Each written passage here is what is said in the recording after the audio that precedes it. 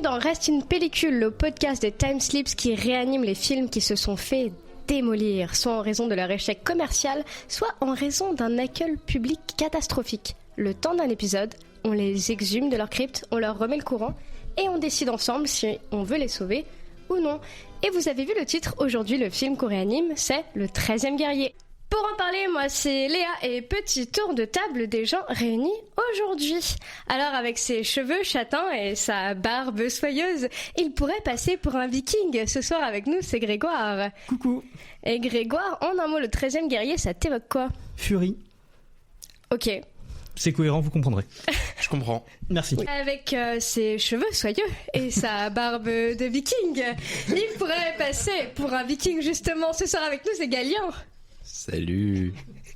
Et Galien, pour toi, le 13e guerrier, ça t'évoque quoi ? Vincent Lacoste. Avec ses cheveux soyeux et sa moustache, il pourrait passer pour un viking. J'y boite. Bonjour. Le 13e guerrier, ça t'évoque quoi comme en un mot ? En un mot, bon je vais tricher, choc des cultures. Ok, oui. Mais on a que des vikings avec nous. Ah mais non, parce qu'il a un teint. Allez, il peut être l'arabe de notre troupe. Est-ce qu'il serait pas un petit peu espagnol par hasard ? C'est Eric. Salut, bonsoir. Alors mon mot à moi, ça va être décapitation. Décapitation. Ok. Et elle n'est pas très grande, elle a des cheveux châtains et des yeux bleus. Elle pourrait très bien être une viking également. C'est Léa à la présentation. Oui.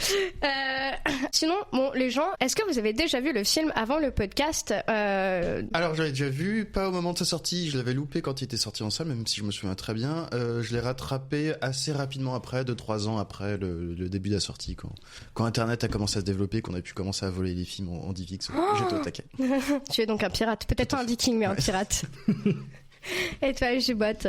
Moi je l'ai vu pour la première fois du coup pour cet épisode. Après j'en avais beaucoup entendu parler durant mes études en BTS où j'avais mon prof de cinéma justement, enfin de culture cinéma etc, qui était absolument fan de ce film et qui disait non mais c'est une honte, c'est un film qui a été ultra censuré, on n'aura jamais la version finale du film, vous allez comprendre pourquoi.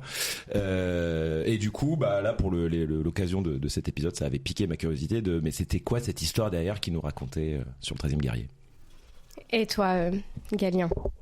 Pour moi, Inconnu au bataillon. Mais voilà. Tu l'as vu quand même pour le podcast ? Ah bah oui, quand même. Je sais, je rigole. Hier soir.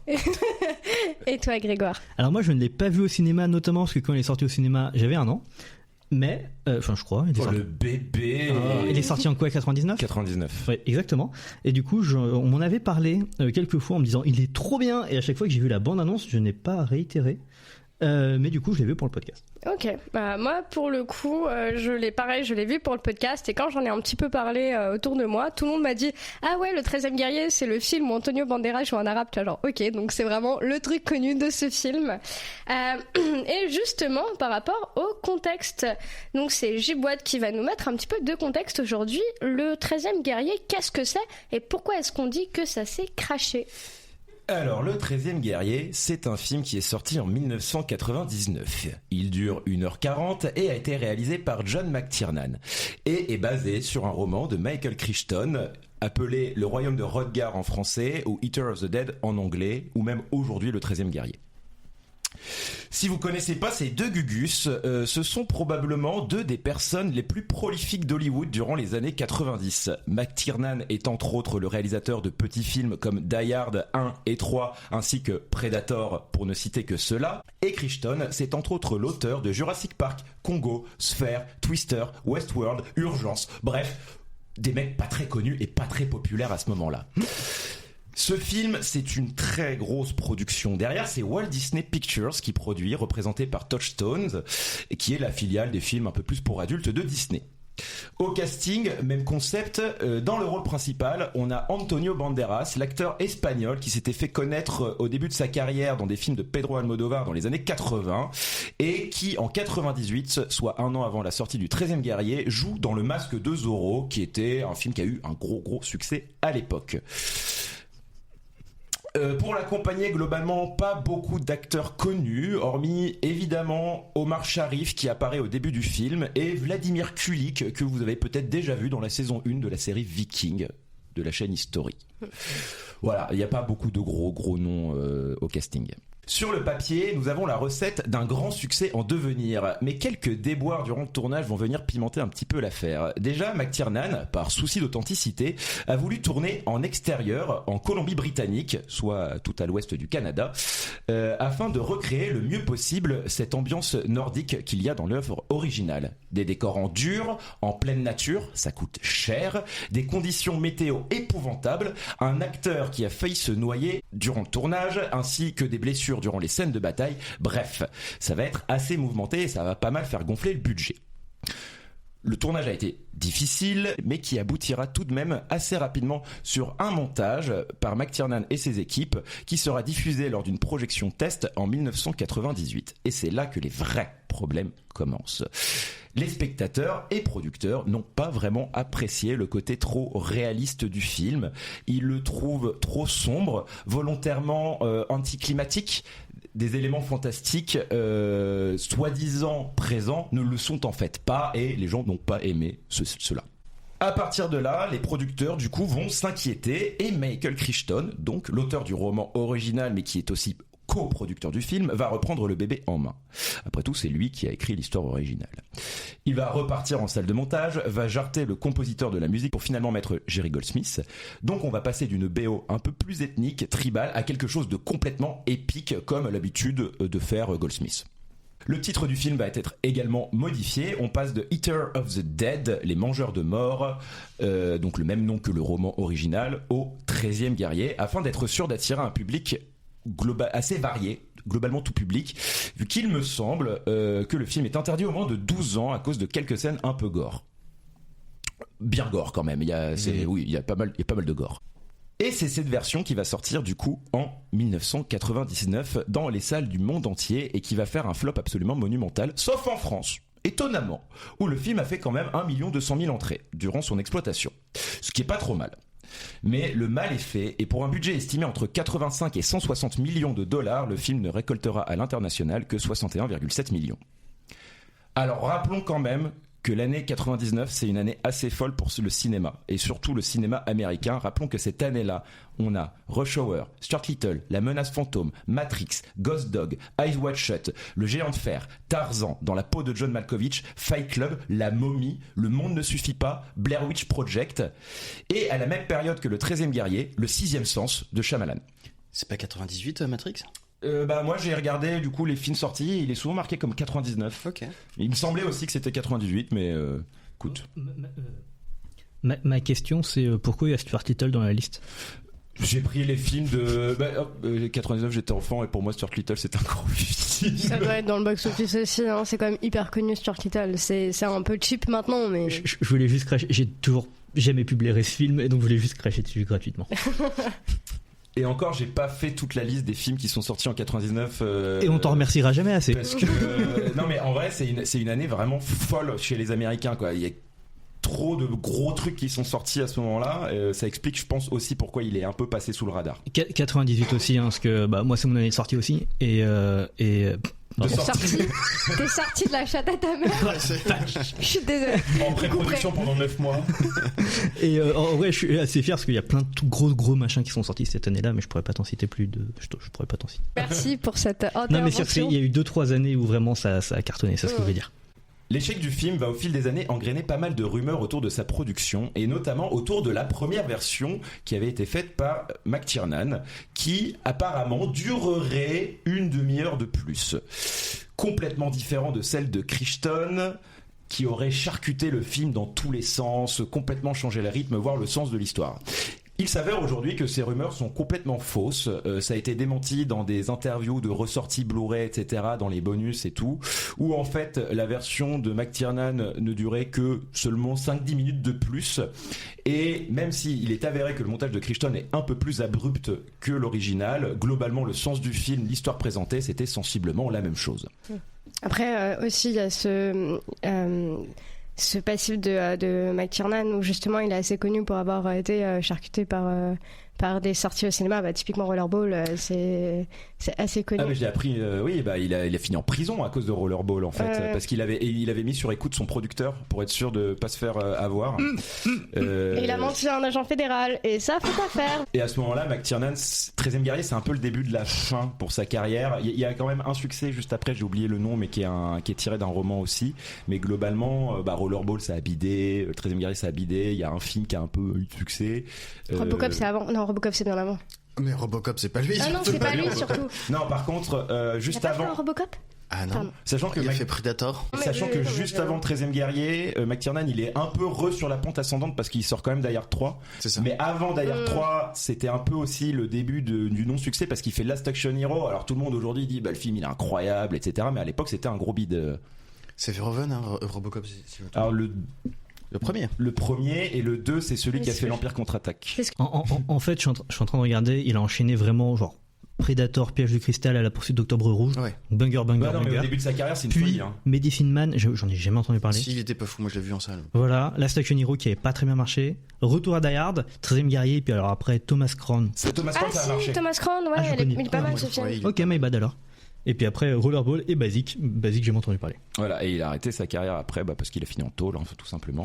Et il a été complètement conspué par Hollywood après son année de prison, parce qu'il a fait qu'une année ferme. Aujourd'hui, du coup, si on se réintéresse au 13e guerrier et qu'on regarde les notes du film, il est à 33% pour les critiques sur Rotten Tomatoes, qui reprochent le film un scénario qui est trop faible, même s'il y a de superbes décors et une superbe atmosphère.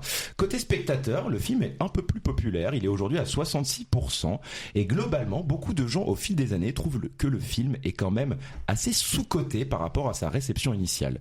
Sur Allociné, il a une note moyenne de 3,1, et sur IMDb, il se coltine la jolie note de 6,6 sur 10, ce qui est tout à fait honorable. Est-ce que tu as lu le livre Gibotte ? Non. Et toi, tu as lu le livre, Oui, Eric ? moi je l'ai lu pour préparer le podcast, donc pour le coup, c'est pas. Oh waouh, studieux. Oui, et oui. Après, j'aime bien les livres de Christian d'une façon générale. Je les ai pas tous lus, mais il en a fait quelques-uns qui sont des espèces de techno, des livres techno. En même temps techno et en même temps un peu science-fiction. C'est déjà un peu Jurassic Park, mais il y en a aussi fait un avec des histoires de voyage dans le temps. Très sympa. Et c'est un film qui est pas très... justement, c'est un livre qui n'est pas très épais. Alors j'ai l'impression... Il fait 150 pages. Oui, voilà, c'est tout petit en fait. C'est pour ça que je l'ai lu en 2-3 jours. Ça fait vite fait, bien fait. Et à noter que le bouquin, donc il est sorti en 76, il me semble 75, et avait pas eu un très très gros succès à l'époque non plus. Oui. Après, on pourrait se dire 150 pages pour 1h30, c'est peu. Rappelons qu'avec les 300 pages du Hobbit, ils ont fait 9 heures de film. Donc à partir de là. Donc voilà, donc je vais pouvoir être le mec un peu relou qui va faire les comparaisons entre. Actually. Ok, et on est parti pour le résumé du film. Et pour commencer tout ça, c'est Giboite à nouveau. Et coucou, c'est moi. Le film s'ouvre sur un magnifique drakkar en 3D pris dans la tempête. Plusieurs hommes sont dessus à lutter contre les éléments et on s'intéresse à l'un d'entre eux, Ahmed Ibn Farhan, Ibn al-Abbas, Ibn Rashid, Ibn Hamad. Oui, j'ai tout noté. Oh, putain. Notre protagoniste, incarné par Antonio Banderas. Celui-ci explique en voix off comment il en est arrivé là. Donc là, vous mettez un freeze frame, scratch noise, vous lancez Baba O'Reilly Deou et il va vous expliquer tout ce qui s'est passé pour qu'il arrive sur ce drakkar au milieu de l'océan. Je suis désolé, moi je voulais l'appeler Antonio pendant tout le film. Et ensuite, dans cette scène, il y a un mec derrière qui est plus ou moins en train de crever. Oui, on voit aussi, avec la langue qui pend. Oui. Et ça m'a fait hurler de rire. À chaque fois qu'on voit ce mec, j'explosais de rire. C'est pas possible. Oui, c'est vrai qu'il a tout le temps l'air malade. Du coup, Ahmed va nous expliquer qu'avant d'arriver là, il était un poète à Bagdad où il vivait peinard. Jusqu'au jour où il a commencé à courtiser la femme de quelqu'un d'autre. Et après une plainte du mari au calife, Ahmed fut envoyé dans un autre pays au nord pour servir d'ambassadeur. Bref, il a été banni et on commence à le suivre qui traverse l'Europe de l'Est, qu'il dit peuplée de barbares, sur son chameau avec son ami Melchisedec, incarné par Omar Sharif. Le tir, c'est sa grande passion. Exactement. Il traverse plusieurs contrées jusqu'à arriver sur les terres tartares, peuplées de bandits, qui attaquent les caravanes et oh, manque de bol, ils se font attaquer par des cavaliers tartares, c'est ballot. Vite alors. Bref, course-poursuite dans les steppes sauvages. Les steaks tartares. J'attendais que quelqu'un le fasse. Oh mon Dieu. Donc, bref, poursuite dans les steppes et non pas les steaks sauvages. La caravane dévale une pente et se trouve au bord d'un fleuve. Et surprise, les cavaliers tartares ne les poursuivent pas, car un navire viking apparaît sur le cours d'eau. N'étant pas spécialement rassuré par cette possible rencontre, Ahmed et son ami, on notera que le reste de la caravane a disparu d'un plan à l'autre, arrivent à un camp viking un peu plus loin et cherchent à rencontrer le chef. Pour mettre un peu de contexte, le film semble se dérouler entre le 8e et le 11e siècle, oui j'ai fait un peu de recherche, soit pile pendant l'apogée du monde islamique et les invasions vikings. Du coup, c'est pas si incohérent qu'ils se rencontrent au final à cet endroit. La thématique du film est beaucoup axée, et notamment sur l'intro, sur la confrontation de deux civilisations différentes. Les Arabes, très cultivés, très lettrés, ils sont vraiment à leur apogée à cette époque, face aux Vikings, où a priori ils ont une culture plus primitive, et on va découvrir peut-être que c'est pas trop le cas pendant le film. Bref. Nos deux protagonistes pénètrent dans la tente principale du camp et Ahmed est très observateur. C'est la cohue, ça braille, ça boostify, bref, ça fait la fête. Il peine à parler à quelqu'un, mais son ami arrive à trouver un viking parlant grec. Et Ahmed arrive grosso modo à communiquer par traducteur interposé. Par contre, c'est super chiant parce que t'entends les deux voix, tu sais, comme dans les documentaires. Ouais. Et moi, ça m'a trigger de ouf. Attends, les deux voix? Les voix qui se superposent. Les voix qui T'entends même superposent. 3 voix qui se superposent. Ouais, t'entends 3 voix. Enfin, c'est comme les documentaires, tu sais, où il y a le C'est mec qui. doublé par-dessus, ouais. Où c'est doublé par-dessus, et donc t'entends les différentes voix. Et y a pas ça en VO? Non, mais en VF, il y a ça. D'accord, ok. Ah, vous avez pas en VO? Non, on l'a vu en en VO. VO, tu comprends juste pas ce qu'ils disent en fait. Ah, c'est Oui. trop bien. Et Non du mais, coup, non, mais là, tu comprends pas, mais juste qu'il y a un mec qui parle, puis il y a l'autre qui traduit en grec, et puis t'entends la voix en français, en VF. Ah. Et c'était Ok. l'angoisse dans mes oreilles, je pétais un câble. Ah oui, non, mais je crois que ça m'a pas gêné en VO, je crois pas qu'il y ait ça. Ok. Non, l'immersion fonctionnait plutôt bien, je trouve, justement sur cette séquence-là. Juste, il y a un truc, à un moment, il dit tente, enfin, c'est sous-titré tente, et le mot qu'on comprend, c'est tabernacle. Oui. C'est genre, oui, il dit tabernacle. Si jamais ça veut dire tente, tabernacle. Un tabernacle, c'est une tente, pour le coup. D'accord. Donc, c'est une tente, dans la religion juive, c'est une tente sacrée. C'est là où Dieu est, normalement, il me semble, un truc comme ça. Ah, je le connaissais que le juron de nos amis québécois. Tu sais, c'est comme Chris, enfin, c'est des trucs. Et pour les cathos, le tabernacle, c'est une espèce de petit bidule, une petite maisonnette où tu fous du pain. J'ai fait des cours de catéchisme, mais je sais même pas ça, quoi. Là, toi aussi. Oui, Je me sens moins seul. Ils apprennent qu'ils sont arrivés, du coup, à l'enterrement du roi. Et ils font la rencontre de Beowulf, que je vais appeler Beowulf pendant tout le résumé, parce Alors- qu'il est complètement inspiré de Beowulf. Samuel Le Bihan. Quoi? Samuel Le Bihan. J'avoue, il a grave un air à Samuel Le Bihan. Il ne joue pas comme Samuel Le Bihan. Samuel Le Bihan ne joue pas. Voilà, son jeu d'acteur, c'est de ne pas jouer. Moi, j'ai même cru qu'il Ah, avait c'est une le pacte perruque. des loups, en fait. C'est quoi? Le pacte des loups. Oui, je suis en train de remater le Pacte des loups, justement. Ouais, il est très bien. Premier degré, au début, je croyais qu'il avait une perruque, le mec. Bah, il a peut-être une perruque, hein. Non, mais très moche. Oui, Ah, moi, il m'a pas fait penser à Samuel Le Bihan, il m'a fait penser à merde. Christophe Lambert. Christophe Lambert Ouais. dans Mortal Kombat. Bah, il a joué Oui. à un film qui s'appelle Beowulf, dans lequel il joue Beowulf. Ah bah oui, c'est vrai. Moi, il m'a fait penser à Francis Land dans Astérix Obélix, les Jeux Olympiques. Aussi, c'est voilà. Samuel Le Beowulf. Bref, alors que c'est sa vraie couleur de cheveux, hein, au gars. Et pour le coup, alors, on parlera du fait qu'ils ont casté Antonio Banderas pour jouer un arabe, mais tous les acteurs qui jouent les Vikings sont des acteurs scandinaves. Oui, j'ai regardé après, celui Ouais. qui ressemble à Perceval, il me... C'est que des Norvégiens, effectivement. Sauf le rouge, je crois, qui est écossais. Mais de l'autre côté, il joue en écossais. Bah ouais, c'est ça, il joue. Bon, bref, on continue. Mais ça, on en reparlera après, Oui. j'ai un truc à dire dessus. Donc ils ont fait la rencontre de Beowulf, qui est le principal prétendant au trône. Il papote rapidement, il y a Beowulf qui lui demande de réciter un poème, vu qu'a priori il est poète, et en fait il y a un mec un peu nerveux qui est à côté de Beowulf, que je suppose être son frère, ou du moins un autre prétendant au trône, qui va essayer d'assassiner Beowulf, mais celui-ci est beaucoup trop badass, il sort son épée, le trucide en un seul coup, et la voix dit bon bah c'est bon, le nouveau roi a été décidé, c'était expéditif, c'est bien, on évite cette partie-là de l'intrigue. On a la scène de l'enterrement du coup du précédent roi, où si vous avez déjà vu des œuvres avec des Vikings, c'est le classique Drakkar enflammé avec une jeune femme qui va accompagner le souverain qui brûle donc, le long de la rivière. Accompagné, ça veut dire qu'en fait On la brûle vivante. On la tue vivante en même temps que on fait cramer le roi, quoi. C'est ça. Et c'est C'est ce que compliqué de la j'ai tuer lu. morte, mais... Pardon. Chelou d'ailleurs, hein, la manière de. Il y avait un type qui l'a soulevé qui. Elle disait une phrase. On l'a relâché. Ah oui. Et on l'a relâché. Bah oui, parce que... Attends, c'est galère de porter une personne à bout de bras pendant tout un discours d'un autre côté. Hein. Là, j'entends. Mais c'était Ça, hyper ça- drôle. Elle a pas l'air Très lourde, hein. drôle, mais c'est réaliste. Actually, Non. ça fait parler. Ça fait partie en fait des rites justement des Vikings qu'on appelle plutôt les Normands dans le bouquin.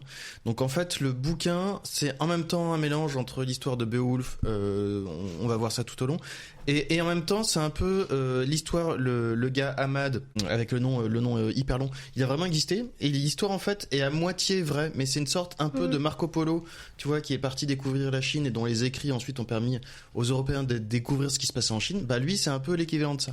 Mais simplement, il est beaucoup moins connu et il y a eu beaucoup de traductions qui ont beaucoup écorché le truc. Et donc, Michael Crichton a en même temps utilisé ce récit-là. Il a énormément détourné ce qui était écrit, tout en faisant croire que c'était réaliste, en mettant parfois des notes en bas de page très pratiques. Mais par exemple, le fait que tout le récit de ce qui se passe lorsqu'il y a un chef de clan ou un roi viking qui meurt, ça fait partie de la description du bouquin et c'est un vrai truc véridique de l'époque. Et c'est un personnage qu'on retrouve, désolé pour mes références nulles à chier, dans Assassin's Creed Valhalla. Qui effectivement, c'est ce personnage-là qui se retrouve chez les Norvégiens pour dire coucou, je vais t'apprendre les lames secrètes et toutes les conneries d'assassin. Et oui, c'est vrai. Mais Bah oui, c'est lui. Et oui, c'est lui. Mais oui, oh, incroyable. C'est Voilà. marrant, je savais pas. Écoute, merci, je savais pas du tout que c'était un vrai poète. Mais en plus, il y a tout ce truc où il écrit des choses, donc c'est assez logique que ce soit un vrai poète. Je crois qu'il était plus diplomate que poète, si j'ai bien D'accord. compris. Bah là, il est ambassadeur. Enfin, il est envoyé Ouais, c'est comme ça. ambassadeur. Il est censé être envoyé en Il est Bulgarie. gouverneur. Il En est VF, censé être ouais. envoyé en Bulgarie, sachant que c'est pas la Bulgarie telle qu'elle existe actuellement, mais du coup c'est un pays vraiment très au nord. Je crois que c'est plus ou moins en Scandinavie. Donc Ahmed qui observe, qui comprend rien de ce qui se passe et voilà, c'est vraiment par traduction interposée. Il y a un des Vikings qui parle grec qui s'appelle Erger, qui explique au personnage de Omar Sharif et puis qui traduit, etc. et qui lui explique un peu tout ce qui se passe. Bref, on arrive sur le lendemain, on voit Ahmed qui se réveille, qui se balade sur le camp, qui voit qu'il y a un nouveau navire qui est arrivé, qui est accosté, avec un enfant qui se tient debout sur la proue et qui ne bouge pas. Et il rentre dans la grande tente, il voit qu'il y a tous les Vikings qu'il a vus la veille qui ont une énorme gueule de bois, qui commencent à se faire passer une sorte de crachoir dans lequel ils boivent, ils recrachent dedans, ils font leurs ablutions avec. Et là on est vraiment dans oh regardez comment ils sont dégueulasses par rapport au personnage principal qui voilà est un homme de culture, propre, etc. Et lui il comprend pas trop. Il est même un peu dégoûté par ça et il leur parle, il dit bah voilà il y a un bateau qui est arrivé avec un gamin qui est en figure de proue, etc. Puis il lui explique oui mais il fait ça pour se faire voir, pour être sûr qu'il soit bien réel. Il est en mode bah bien sûr qu'il est réel, il est devant tout le monde. Il dit oui mais comme il a émergé du brouillard, voilà il y a toute une culture au fait que le brouillard cache des esprits malfaisants et des choses mystérieuses, donc il nous laisse le temps d'appréhender qu'il est arrivé. Ce gamin, entre autres, est un messager qui vient d'un autre royaume et qui vient solliciter l'aide du roi Beowulf, qui est là afin de combattre un ennemi inconnu, un ennemi qu'on ne doit pas nommer. Voilà, il y a une allure presque mystique autour de cet ennemi-là. C'est Voldemort. Oui, bah, il y avait un peu voilà, c'est vraiment l'ennemi dont on ne doit pas prononcer le nom quand Ahmed demande. Mais c'est quoi cet ennemi, etc. Ils sont en mode on peut pas le dire en fait, sinon ça va attirer des mauvaises choses sur nous. Il demande à Beowulf d'intervenir et ce à quoi Beowulf fait rentrer une prophétesse, une oracle qui va tirer les osselets et qui va annoncer qu'il y aura 13 guerriers qui vont devoir partir combattre cette menace.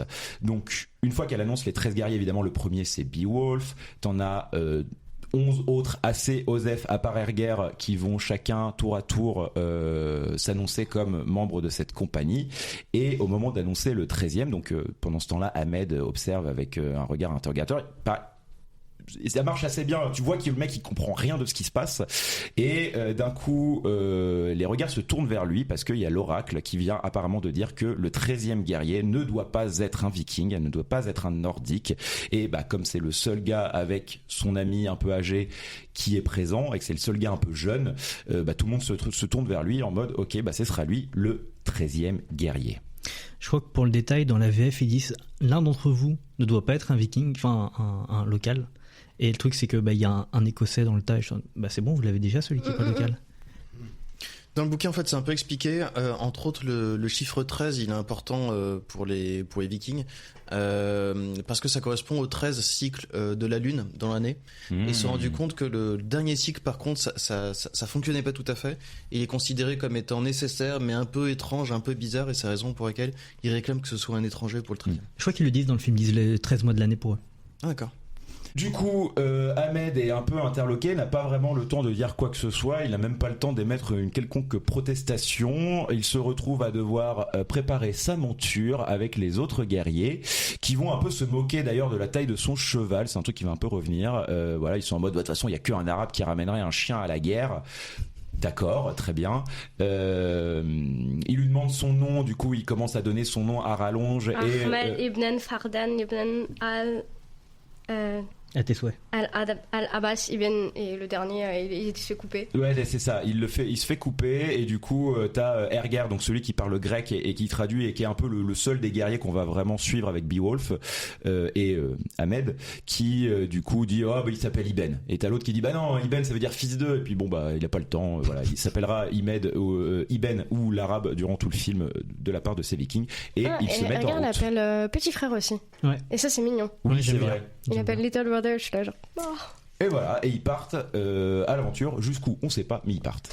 Et donc on les voit effectivement tous à cheval faire une longue traversée sur plusieurs jours. On se rend compte que c'est plusieurs jours, parce qu'on voit en fait notamment plusieurs nuitées où tous les Vikings discutent ensemble d'une langue que Iben ne comprend pas. En fait, petit à petit, on voit que et cette scène est super bien faite. En regardant juste la bouche des gens, d'un seul coup, un mot que les Vikings disent, parce que vraiment depuis le début du film, en fait, nous on ne comprend pas en tant que spectateur ce qu'ils racontent. Je sais pas en quelle langue ils parlent d'ailleurs, peut-être c'est du norvégien justement si tous les acteurs le sont. Et là, d'un seul coup, on entend un mot en anglais, 2 mots en anglais, puis une phrase. Et en fait, au fur et à mesure, on se rend compte que lui comprend ce qui se dit. Et donc il se rend compte que c'est des blagues graveleuses. À un moment, quelqu'un lui fait une petite vanne, ce à quoi il répond ouais, et ta mère, elle en dit quoi? Ou un équivalent, je ne sais plus ce que c'était la phrase. Oui, je boite. C'est je trouve la meilleure scène de traduction, enfin de compréhension de langage que j'ai vue de ma vie de cinéaste, enfin de cinéphile plutôt. Scène incroyable. Moi, je trouve que c'est la plus belle scène du film. La première fois que je l'ai vu, j'avais pas compris que c'était sur plusieurs jours. Oui, donc j'ai dit, mais mec, t'es réverso en fait. Et puis en fait, j'ai compris que c'était en plusieurs fois. Et je fais, ok, d'accord, c'est cohérent. Après, même en plusieurs jours, il devrait pas pouvoir apprendre. Après, tu peux te dire, c'est un poète, il est diplomate, il a peut-être justement un rapport au mot. Mais bon, voilà, tu dis quand même, le gars est chaud, quoi. De toute façon, c'est très mis en avant que voilà, c'est quelqu'un de très instru. Érudit, érudit, ouais. Enfin, il a les rapports qu'il veut, hein. Quoi? J'ai pas compris. C'est dit rapport au mot. Bon. Ah oui, d'accord, ok, waouh. Je coupais le micro de Galien. Donc effectivement il apprend pareil, en fait j'avais pas compris que c'était en plusieurs jours la première fois que j'ai noté, parce que j'ai écrit il apprend en une soirée. Non, en fait non, il n'apprend pas en une soirée. Et en fait on se rend assez vite compte que en fait quand il répond une insulte et les gens commencent à se monter contre lui, et en fait on dit mais attends, mais d'où tu parles notre langue? Et puis en fait j'ai appris, maintenant je comprends vos mots. Et c'est le moment où il commence, et en fait ça les fait rire tous, et voilà, la tension redescend et c'est ok. De toute façon en plus il se faisait insulter avant, donc il répond une insulte, c'est ok. Et ce moment-là, vu que donc effectivement c'est un érudit, il y a Beowulf un petit peu plus tard, même c'est le lendemain, Beowulf qui lui demande s'il sait écrire les mots. Ce à quoi Iban répond que oui, il sait écrire les mots, et il lui écrit une phrase qui est une phrase, je pense, du Coran sur le prophète Allah, en lui montrant comment est-ce qu'on écrit. Et donc Beowulf en mode d'accord. C'est Mohammed le prophète, et c'est Mohammed Allah, le prophète. Oui, c'est ça. Et c'est Dieu qui est Allah qui est le Dieu unique. C'est ça, c'est en mode Allah est le Dieu unique. J'ai dit quoi? Et Mohammed son prophète. Oui, pardon. Et surtout, il dit pas exactement, il me semble, s'il sait écrire des mots, il dit est-ce que tu sais graver les sons? Oui, et écrire, dessiner. Il dit, est-ce que tu sais dessiner les sons? Effectivement. Et je trouvais le terme sympa, et je me demandais si c'était pas Ahmed qui comprenait mal encore la langue, ouais. Et c'est pour ça qu'en fait le mec il dit est-ce que tu sais écrire, et en fait lui il comprend dessiner les sons, tu vois, littéralement. Je trouvais qu'il y avait encore un truc sur la langue et la compréhension du langage pareil, que je trouve assez élégant. Oui, c'est vrai que la phrase c'est ça, et c'était assez. Donc il lui écrit une phrase dans la terre, parce que Beowulf lui demande de lui montrer, donc il écrit effectivement cette phrase qui est Mohamed et Alors, Allah est le Dieu unique et Mohamed est son prophète. Voilà, je sais plus si c'est exactement cette phrase-là, mais mot à mot, mais c'est en gros c'est ça. Ouais. Et à un moment, je me suis demandé justement si ça allait créer de la tension, parce que justement ils ont pas la même religion. En fait, pas du tout. Il regarde la phrase au sol et il dit OK. Et puis il remonte sur son cheval. Après, pour le coup, il y a une autre phase de tension. En fait, ça, c'est vraiment le moment du choc de culture où, justement, Iban doit s'intégrer dans le groupe de Vikings. Il le vanne à nouveau sur le fait qu'il a un cheval beaucoup trop petit, parce que eux, ils ont des très gros chevaux de guerriers. Et lui-même, d'ailleurs, n'a pas la même carrure que les Vikings. Il est un petit peu plus petit, un petit peu plus frêle. Donc, il le revanne dessus. Et là, il comprend qu'on le vanne sur le fait qu'il n'a pas un cheval, mais un chien. Et c'est à ce moment-là que la doublure d'Antonio Banderas décide de nous montrer à quel point il est doué à cheval. Il y a 2-3 scènes où on voit vraiment que ce n'est pas Antonio Banderas, mais donc en soi le personnage d'Iban fait un parcours au milieu des arbres et d'autres clôtures tombées. Il saute un petit peu partout et montre que peut-être que son cheval il est plus petit, mais que lui il est beaucoup plus habile. Et ce qui est très très drôle, c'est que j'ai vu pas mal d'anecdotes comme quoi Antonio Banderas était vraiment pas doué pour l'équitation. Et les quelques scènes où on le voit monter à cheval, d'ailleurs, si vous regardez, il marche jamais droit son cheval, il est toujours en biais, parce que je pense qu'il a du mal à diriger sa monture. Et c'est assez drôle à voir. C'est un peu mignon. Ensuite, on les voit continuer leur périple, prendre un bateau et partir en mer, dans une mer qui est particulièrement agitée. Au moment où, donc le lendemain matin ou quelques jours après, en tout cas un matin, la brume, c'est la brume qui dévoile peut-être une terre au loin, on n'en est pas sûr. Pendant que la personne qui est à l'avant du bateau crie Odin en boucle, un autre de leur équipe, un autre guerrier, décide de lancer une flèche dans le ciel, une flèche enflammée qui, elle, n'arrive pas à bon port. La flèche disparaît dans la brume. Iban se demande mais qu'est-ce qu'ils font, pourquoi est-ce qu'ils envoient des flèches en l'air. L'autre lui dit attends, regarde. Pourquoi il y a l'autre con qui gueule oh non, oui, c'est ça. Et vraiment en mode mais que se passe-t-il? Qu'est-ce qui se passe? Il lance une deuxième flèche et à ce moment-là la flèche permet d'éclairer la terre qui apparaît derrière la brume. C'est une super belle scène et ils arrivent à accoster. À ce moment-là, donc ils descendent du bateau et Beowulf demande à nouveau à Iban de dessiner les sons. Non, il lui dit je vais dessiner les sons, est-ce que tu peux lire ce que j'écris? Et il réécrit exactement la même phrase que Iban a écrit quelques jours auparavant, en l'ayant vu justement quelques jours auparavant. Donc là ça montre que non, les Vikings ne sont pas que des grosses brutes, en fait ils sont assez intelligents. Il arrive à réécrire une phrase en l'ayant vu quelques secondes. Donc suite à cette ce petit interlude, on voit un messager qui arrive et qui demande à tout le monde de se présenter. Donc Beowulf dit qui il est et il les amène à leur village, directement dans la grande hutte avec le roi donc de ce village qui les a appelés pour les aider. Donc j'ai dit que c'était Théoden du roi, c'est vraiment le même roi, un vieux type dans son trône, très très vieux. Et je suis vieux. C'est exactement ça.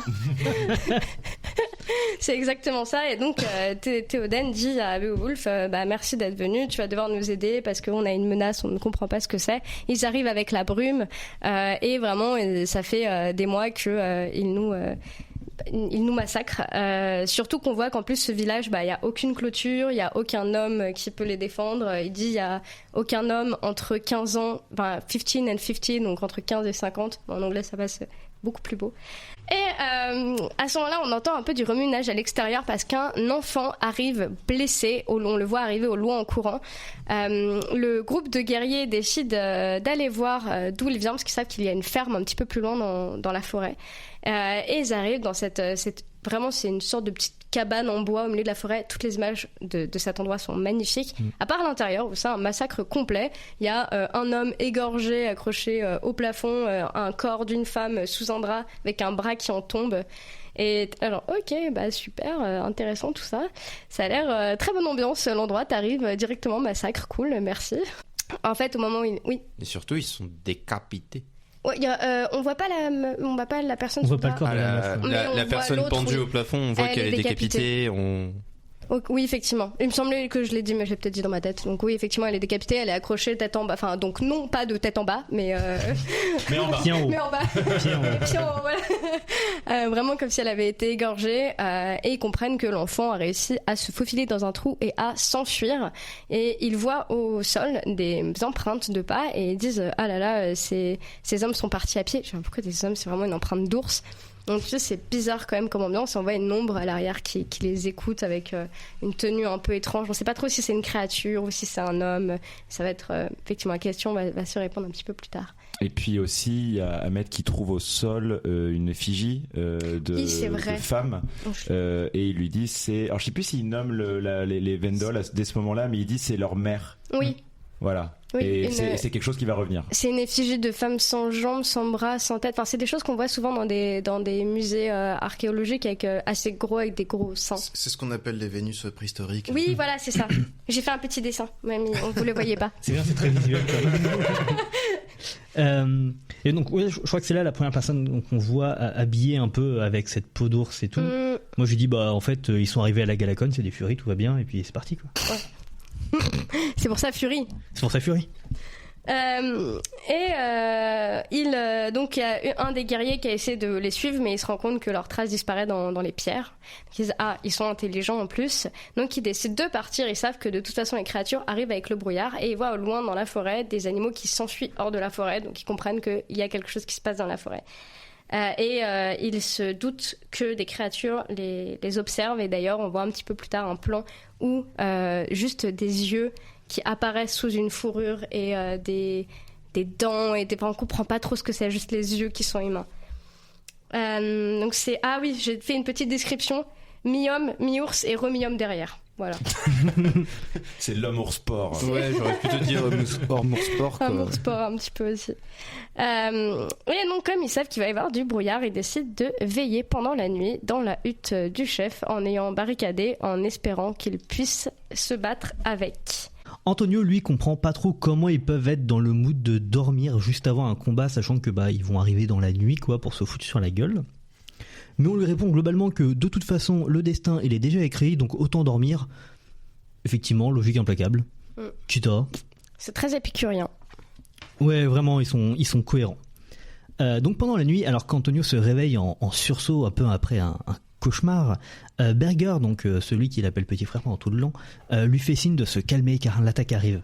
En effet, toute l'équipe est réveillée, prête à en découdre, mais en restant allongée parce que faut pas déconner.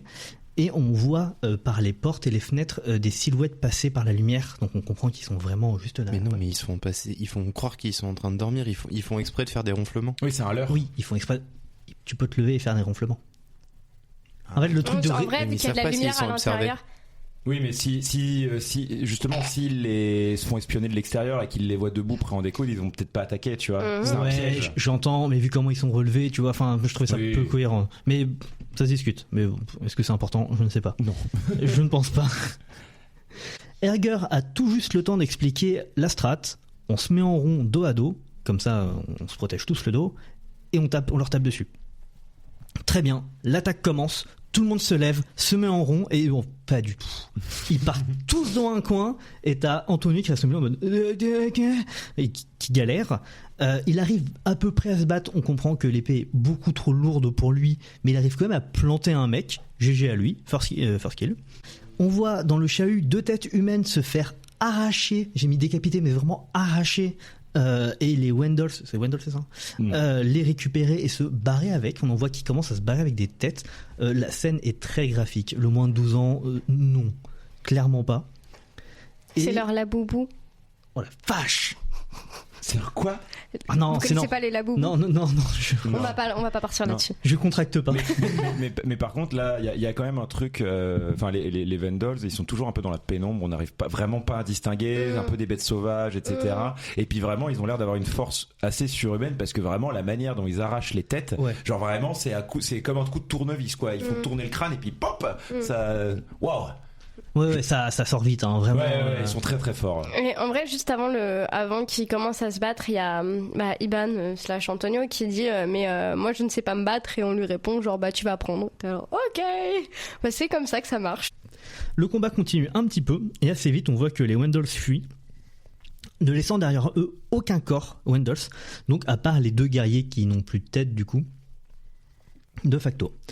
Les Vikings d'expliquer à Antonio que en fait ils partent toujours avec les têtes, ils prennent toujours les têtes avec eux, mais que personne ne sait vraiment pourquoi. Antonio, qui a quand même une blessure pendant la bataille, notamment au visage, est en train de se faire désinfecter par une dame qu'on ne connaît pas, qu'on ne nommera pas, je crois. C'est une femme qui revient, mais je crois qu'on lui donne pas de nom. Donc par une jeune femme qui lui explique qu'elle lui met de l'urine de vache bouillie sur le visage. Perso, je suis pas sûr de la technique. Je crois qu'Antonio non plus. Mais comme elle dit que c'est soit ça, soit le lendemain il va être en PLS et à 2 doigts de crever, il dit ok. L'eau c'était pas mal aussi, mais ça passera bien. Surtout, il lui fait oh, c'est dégueu. Elle fait non, mais je l'ai bouilli quand même, faut pas déconner. Genre, ok, bon. Bon, si c'est bouilli alors. Oui, on est encore dans le choc des mœurs, quoi, qui sont différentes. Ça revient régulièrement de toute façon. Maintenant soigné, il est donc réquisitionné pour aller aider à la construction des remparts et en prévision d'une attaque des Wendels. Donc ils vont créer une petite muraille, ils vont mettre des pics et tout. Et alors ça tombe bien, on lui envoie tailler des pieux et on lui montre comment faire. Tu prends l'épée, tu fais 2 coups dans le bois, ça fait un pic, t'as un pieu. Sauf que lui, l'épée, il n'arrive pas à la manier, donc il galère. Il va te trouver un forgeron. Il essaie de demander un truc au forgeron, ça passe pas. Donc il lui pique, j'ai oublié le nom, c'est la roue à... J'ai oublié le nom. La meule. La meule. Putain, ça fait 3 jours que je cherche le mot. Hein. Ah ouais. Ah, je suis énervé. Il lui pique sa meule et il commence à tailler dans son épée. Et il en sort donc d'une grosse épée viking à 2 mains un sabre. Un cimetière, ouais. Un cimetière, merci. Je suis pas bon sur les mots. Je suis un nerd. Hein. Oui. Il sort un cimetière donc à 1 main qui manie vachement bien. Il lui montre comment il taille un pieu en 2-3 mouvements avec ça. Il jongle un peu avec pour se la péter. Puis finalement, il retourne bosser quand même, faut pas déconner. Et la femme qui le soignait revient lui donner un peu d'eau. Il demande quand même si c'est pas de la pisse de vache à nouveau avant. Non, c'est ça. Moi, je me demandais si... Non, il demande si c'est de la bière, surtout. Non, en VF, il demande si c'est à nouveau de la pisse de vache. En VO, il demande si c'est de l'alcool, ouais. Ah ouais, non, là, c'est pisse de... Enfin, c'est peut-être moi qui ai mal compris, hein, mais moi, j'ai vraiment... Mais il me semble qu'à un moment, il parlait d'alcool. Ouais, mais pour moi, c'est plus tard. Peut-être moi qui ai voulu croire que c'était de la pisse de vache parce que je trouvais ça plus drôle, hein. C'est pas impossible, mais c'est surtout, c'est pas la meuf, c'est pas Elga, c'est pas... La meuf qui le soigne, c'est pas... Olga. Si c'est ça, c'est Olga, ouais. J'ai pas le nom. Putain. Ouais, elle est nommée qu'à un moment. Ouais. Ok, je suis désolé, je l'avais pas du tout. C'est son moment. Et dans les crédits aussi. Et dans les crédits. Ah oui, ça, j'ai pas pensé à ça. Et en fait, donc elle lui donne de l'eau. Je me suis dit, oh, putain, il y a un début de romance. Pas du tout. Vraiment pas. Et elle est surtout là pour expliquer que les gens sont un peu stressés parce qu'ils craignent l'arrivée du dragon Luciole, le serpent de feu, sans en dire beaucoup plus sur ce que c'est. Et lui de répondre que de toute façon il croit pas au dragon, donc il s'en branle. Elle lui apprend aussi que le prince, donc le fils du roi Théoden, t'as dit ? Théoden, pardon. Mais oui, je suis con. Que le fils du roi Théoden en a un peu après le groupe de Vikings et va un peu les foutre en l'air. Et donc, sans tarder, il va voir Erger pour lui expliquer que, vas-y, il y a le fils du roi qui a un truc contre lui. Ouais. Oui, sachant que, alors je sais plus, il y avait une scène avant où on rencontre le fils du roi autour d'un repas et qui balance à Beowulf, il dit dis donc vous avez perdu 2 de vos hommes à la première bataille, en fait vous êtes des grosses merdes, et Beowulf qui lui lance une pique, il dit moi j'ai jamais entendu de haut fait d'armes de votre part, fils machin là, à part avoir assassiné vos frères, pour être visiblement le seul prétendant au trône. Donc déjà l'entente elle est pas très cordiale entre les deux. Voilà. Et donc, il fait remonter ça à Erger qui décide de provoquer un combat avec un des hommes du prince pour montrer l'exemple et leur faire un peu fermer leur gueule, la fameuse diplomatie viking. Et comment provoquer un duel à mort dans un village viking ? En fait, c'est assez facile. Il lui balance de la terre, entre guillemets, sans faire exprès, dessus 2 fois. Ça suffit pour les chauffer un petit peu, ça part en duel à mort. Non, en vrai, ce qui est plus drôle, c'est que vraiment, genre, le type fait genre, tu creuses comme un chien. Il fait quoi ? Tu m'as traité de chien ? Mais non, mais regarde, tu creuses comme un animal. Maintenant, tu me traites comme un animal. Tu comprends pas ce que je dis. T'es en train de dire que je suis sourd ? Alors, c'est incroyable. Ouais, je savais pas trop comment le retransmettre, mais je trouvais c'est très drôle. Merci beaucoup, Léa. Avec plaisir. Non, cette scène, mais j'étais là genre, waouh, mais comment le gars, en fait, on dirait qu'il est prêt dès qu'il peut pour faire une grosse baston. Genre, il sait exactement quoi dire pour lancer le truc, quoi. Il y va, clairement, il y va. Antonio, par contre, s'inquiète pour Erger quand même, parce que son adversaire, il fait 20-30 cm de plus que lui. Il est baraqué. Ouais. Il est baraque sa race, et il a bien 10 ans, 20 ans de moins, facile. Il est jeune, il est plus grand, il est plus fort. Bref, ça pue pour Erger. Et ça se prouve assez vite. Le combat commence et en 2 coups, l'adversaire, qui s'appelle Angus, explose le bouclier d'Erger, au petit détail qu'au début, ils ont chacun reçu 3 boucliers. À se dire, ils ont 3 vies. Moi, c'est ce que je me suis dit pendant la confrontation. Je me suis dit, putain, mais c'est comme dans Smash Bros. En fait, ils ont 3 vies et c'est le premier qui a perdu toutes ses vies qui perd. C'est exactement ça. Sauf qu'à la fin, ils sont morts. Voilà. Il se laisse se relever et prendre un autre et lui laisse un petit peu de temps pour se remettre. C'est effectivement comme dans Smash Bros. Maintenant que tu le dis, c'est évident. Sauf qu'ils prennent pas des pourcentages et qu'ils volent pas de plus en plus loin. C'est ça. Non, c'est le pourcentage de dégâts du bouclier. Mais ils ont ce petit moment d'invincibilité, ils ont perdu leur vie, ils reviennent, ce petit moment de se repréparer. Exactement. Donc il se relève, il en prend un autre qui va pas tenir vraiment beaucoup plus longtemps. Et en vrai, autant dire, Erger il prend tarif, il est fatigué, ça se ressent. Le 3e bouclier dure encore moins longtemps que le 2e. Tu sens qu'Erger il est à bout. Quand le 3e bouclier est pété, et il tombe à genoux, il se retient à peine sur son épée. Tu te dis bon bah c'est finito pour lui. Il y a le Angus qui regarde le prince. Le prince lui fait un signe, vas-y finis-le, il est nul. Angus s'approche pour le décapiter, commence à faire le geste et Erger se relève, dévie l'épée et décapite sec Angus. Et là je me suis demandé, mais attends, du coup il pouvait le buter direct, il était pas obligé de casser les boucliers. Ouais. Il répond exactement à cette question. Oui. Ah oui c'est vrai. Voilà, Justement, tout le monde se pose cette question. Et c'est comme ça que se termine ce duel. Mais du coup Antonio s'interroge. Pourquoi Erger a fait croire pendant tout le combat qu'il galérait ? C'est parce qu'il faut savoir feindre. Il est facile d'apprécier une force apparente. C'est ce qu'il fait depuis le premier instant où il nous a vus. Maintenant, il va devoir juger ce qu'il ne voit pas. J'ai remis 5 fois le passage, je n'ai toujours pas compris ce qu'il voulait dire. Si, en fait, il dit maintenant, il pense qu'on est plus faible. Enfin, il nous voit comme faibles, mais maintenant, ce qu'il va devoir réfléchir, c'est qu'est-ce qu'il ne voit pas. Parce qu'effectivement, peut-être qu'on a l'air faible physiquement, mais on est plus intelligent, on a plus de stratégie. Plus d'expérience. Plus fort, du coup, parce qu'il a gagné contre le gros loupard. Ouais, bien. Et c'est un parallèle aussi avec les Vendol, qui sont des ennemis qu'il ne voit pas, qui ont beaucoup de mystères, etc. Enfin, c'est très lié sur, justement... Moi, en tout cas, j'ai trouvé que cette logique implacable, je dirais même plus. C'est idiot, je dois le reconnaître.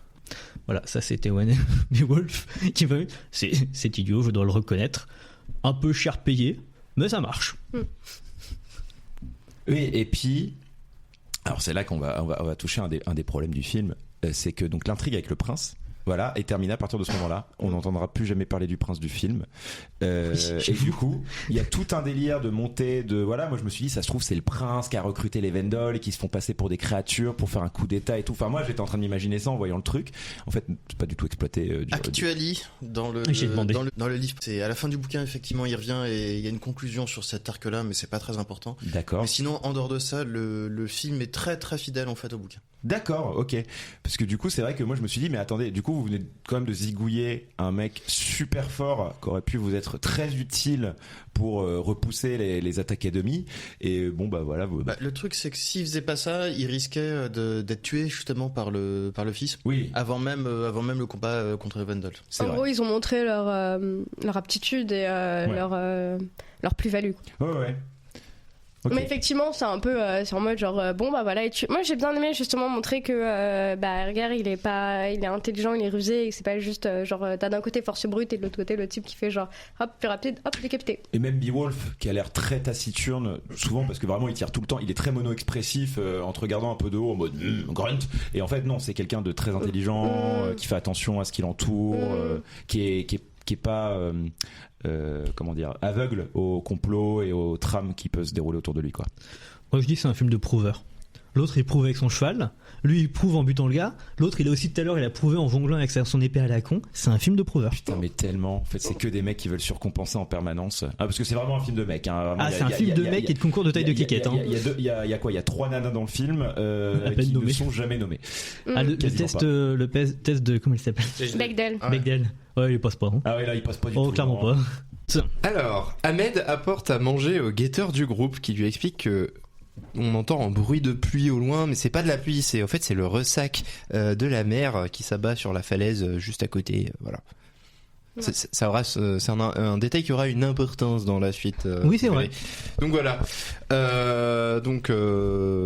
Au début, il trouve pas son pote là qui est en train de faire le guet. Il comprend pas pourquoi il y a personne en haut de la tour de guet. Puis ensuite, il entend, je suis là. Et en fait, il est dans un arbre.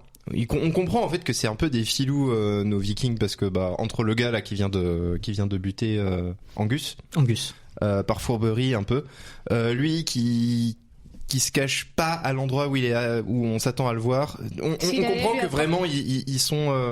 Mais en vrai, c'est une excellente idée. C'est une excellente idée. C'est une super idée. Mais voilà, en fait, c'est que des petits moments comme ça qui nous sont exposés pour faire comprendre qu'ils sont bien. Qui sont malins, ils sont smart, ces Vikings. Parce qu'en fait, en gros, Iban devait aller lui apporter à manger ce qu'il faisait du guet depuis un moment, et donc il arrive à la tour de guet qui n'est pas dans la forteresse, qui est beaucoup plus loin, et doit partir en cheval. Et on parlait de rapport homo tout à l'heure, mais tour de guet. J'ai essayé de faire une blague, ça n'a pas marché. Elle est très bien, elle est très très bien. Ça fait 5 minutes que je cherche un moyen de caler ça. Merci, bravo. Homo. C'est super drôle, rapport homo, t'as fait exprès ou pas? Mais non, mais tout à l'heure on avait. Je sais, mais parce que t'as parlé de rapport, mais H-O-M-O, t'as fait exprès ou pas? Oui. Oui, ok. Mais oui. J'ai fait la blague tout à l'heure, et là je rebondis sur ma blague de tout à l'heure. Mais en fait, j'ai pas compris tout à l'heure. Moi, je comprends la blague maintenant. Voilà. Bienvenue dans la saison 2. On s'est amélioré. Léa, elle comprend les blagues durant l'épisode. Oui. C'est méchant. Un peu. Désolé, Léa. Oui. C'était méchant. Ah, ok. Bref, donc pendant qu'il parle de ce fameux ressac, ce petit bruit de fond là qui donne l'impression que la pluie arrive, il voit au loin qu'en fait il y a une espèce de colonne de flammes qui commence à se dessiner sur la montagne juste à côté du village.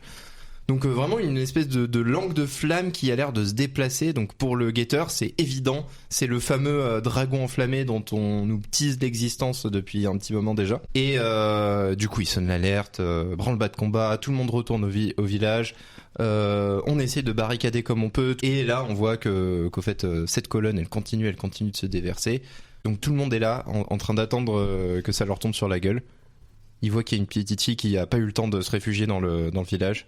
Donc Ahmed saute par-dessus la barrière pour sauver la petite fille qui est au loin dans la falaise, dans la vallée, pardon, dans la vallée de Dana. Et il s'approche suffisamment du dragon de feu pour voir qu'en fait, c'est pas un dragon de feu. C'est juste des Vendol à cheval qui sont en train de leur ruer dessus avec des torches enflammées. Quoi, qu'est-ce qu'il y a? C'est pas le dragon de feu, c'est le dragon blanc aux yeux bleus que tu lances après lui. Wow. Ah non, mais là, il y a un nouveau niveau de nerd qui vient de se débloquer. Oh là là. J'ai une rêve de droite aussi, je sais pas si vous avez déjà vu des descentes au flambeau à la neige. Oui. Voilà, ça ressemble vraiment à ça. Donc il a l'info, c'est les Vendol qui arrivent avec des torches enflammées et qui vont tout cramer. Et du coup, il embarque la petite fille, il sonne l'alerte, il donne l'info à tout le monde. Ça y est, tout le monde est prêt à essuyer l'attaque. Bref, l'attaque arrive, ils sont là. C'est un peu la merde. Ils arrivent à buter quelques Vendol qui arrivent à s'introduire dans le camp. Certains d'entre eux se font quand même trucider. Beaucoup d'habitations sont brûlées, enflammées. Et après un dernier assaut, les Vendol finissent par annoncer qu'ils s'en vont, qu'ils arrêtent l'attaque. Il annonce pas, juste. Pardon, mais si on voit le chef qui a une grosse massue qui fait et il y a un gros coup de trompette et puis ils s'en vont tous. C'est ça. Et un détail important durant la bataille, donc du coup, comme il a son cimeterre, il est quand même vachement plus habile pour combattre ses adversaires et il arrive à en buter un et à le démasquer. Et à ce moment-là, en fait, c'est un humain. Exactement. C'est un homme. C'est un homme. C'est un. Il le répète 5 fois, c'est pour ça. J'ai adoré ce passage-là. Il fait beaucoup de ça. Il y a beaucoup de trucs qu'il répète le personnage de Ahmed Antonio Iben. En fait, pour moi, il répète tous les trucs qui sont importants pour l'histoire pour être sûr que le spectateur a bien compris. Non, mais là, il était persuadé que c'était une créature fantastique, et là, il est là. Putain, c'est un homme. On peut les tuer. C'est des nôtres, mais pas des nôtres. Je maintiens, c'est des gens dans des tenues d'animaux en fourrure. C'est des putains de furies. En fait, c'est littéralement ça. C'est que si c'est des humains, on peut les éliminer en fait. Parce que à la première bataille, ils trouvent pas les corps parce que visiblement ils ont enlevé les cadavres et du coup ça rajoute ce côté mystique de c'est des créatures fantastiques. Et là, quand ils se rendent compte que c'est des humains, pareil pour le dragon qui est en fait une descente au flambeau comme au ski. Bah du coup voilà, lui il se répète ça parce que faut se mettre à la place du perso. Le mec il vient de Bagdad, il découvre les Vikings en mode bon ok je dois faire une quête voilà parce qu'une oracle a dit que je devais partir avec eux. Et là d'un coup en fait les adversaires sont plus si fantastiques, c'est des humains très primitifs mais des humains quand même et du coup ça démystifie la chose et lui ça y est il se rend compte qu'en fait c'est pas si mystique que ça tout ce qui se passe autour de lui. Après la blessure à la tête, il a enlevé son chapeau, son turban. Oui, on pourrait dire un turban, c'est le meilleur moyen de comprendre ce que c'est. Et pour l'instant il l'a pas remis et donc dans le combat il a rien sur la tête non plus. Mais pour moi, ça a une importance pour plus tard, mais j'ai oublié de le dire, je me rappelais. Et d'ailleurs, je crois que c'est pour ça, c'est à partir du moment où il enlève son chapeau que Galien trouvait qu'Antonio Banderas avait une ressemblance frappante. Non, même avec son turban, en fait. Moi, je connais pas l'acteur Antonio Banderas. C'est pas un visage auquel je suis familier, et du coup, j'y ai rattaché 2 autres visages que j'ai vus plus récemment. Manuel Valls. Non, j'avoue. Oui. Non, non, un peu. Alors, un croisement entre. Il est espagnol. Un croisement entre Alain Chabat et Vincent Lacoste. What? Ah non, mais absolument pas, Vincent Lacoste. Merci. Je lui ai dit un petit air, c'est tout. De loin dans le brouillard quand tu fermes les yeux, mais oui, voilà. Tu l'as regardé comment le film Galien, de loin dans le brouillard en fermant les yeux? Bon, après cette attaque un peu vénère, donc on constate les dégâts. Ouais, effectivement, tout a cramé. C'est un peu terrible. Il y a eu pas mal de morts. Du coup, Ahmed se pose. Il y a comment il s'appelle? C'est pas Beowulf. Non, Erger, voilà. Non, Erger, du coup, se pose avec lui, celui qu'il appelle mon petit frère. Et il lui donne de l'alcool à boire et vas-y bois un coup, c'est bon, on s'est bien défendu quand même. Et là il lui dit mais non, je peux pas, ma religion l'interdit, moi je peux pas boire ce qui est issu de la fermentation du blé ou du raisin. Du coup ce à quoi il rigole bien fort parce que en fait c'est de l'hydromel c'est à base de miel, il va pouvoir se pinter la gueule. Alors pour avoir déjà bu de l'hydromel, tu bois pas l'hydromel comme ça à grande gorgée si t'as jamais bu d'alcool. Parce que tu finis dans un état après. C'est si fort que ça, il me semblait que c'était assez léger. Non, c'est 12 degrés. Non, ça... Pas 12 degrés. Alors c'est pas 12, c'est pas 12 degrés. Pinard, non, alors c'est plus 18-20. Ah oui, quand même. Mais en vrai, ça a un goût. La première fois, ça agresse un peu la gorge. C'est comme une liqueur. Et quand tu bois, ça dépend lesquels. Mais parfois, c'est très épicé.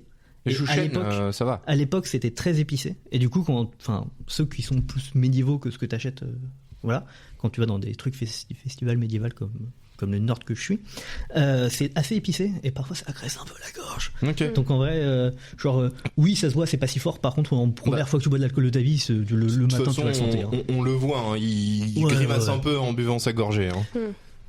Et du coup, sur quoi Olga arrive donc et qui dit on va tous mourir de toute façon. Genre les yeux dans le vide. Et puis du coup, elle prend le verre, elle boit un coup. Et puis après, elle lui prend la main. Et puis ça coupe sur eux qui ont bien dormi un peu tout nus.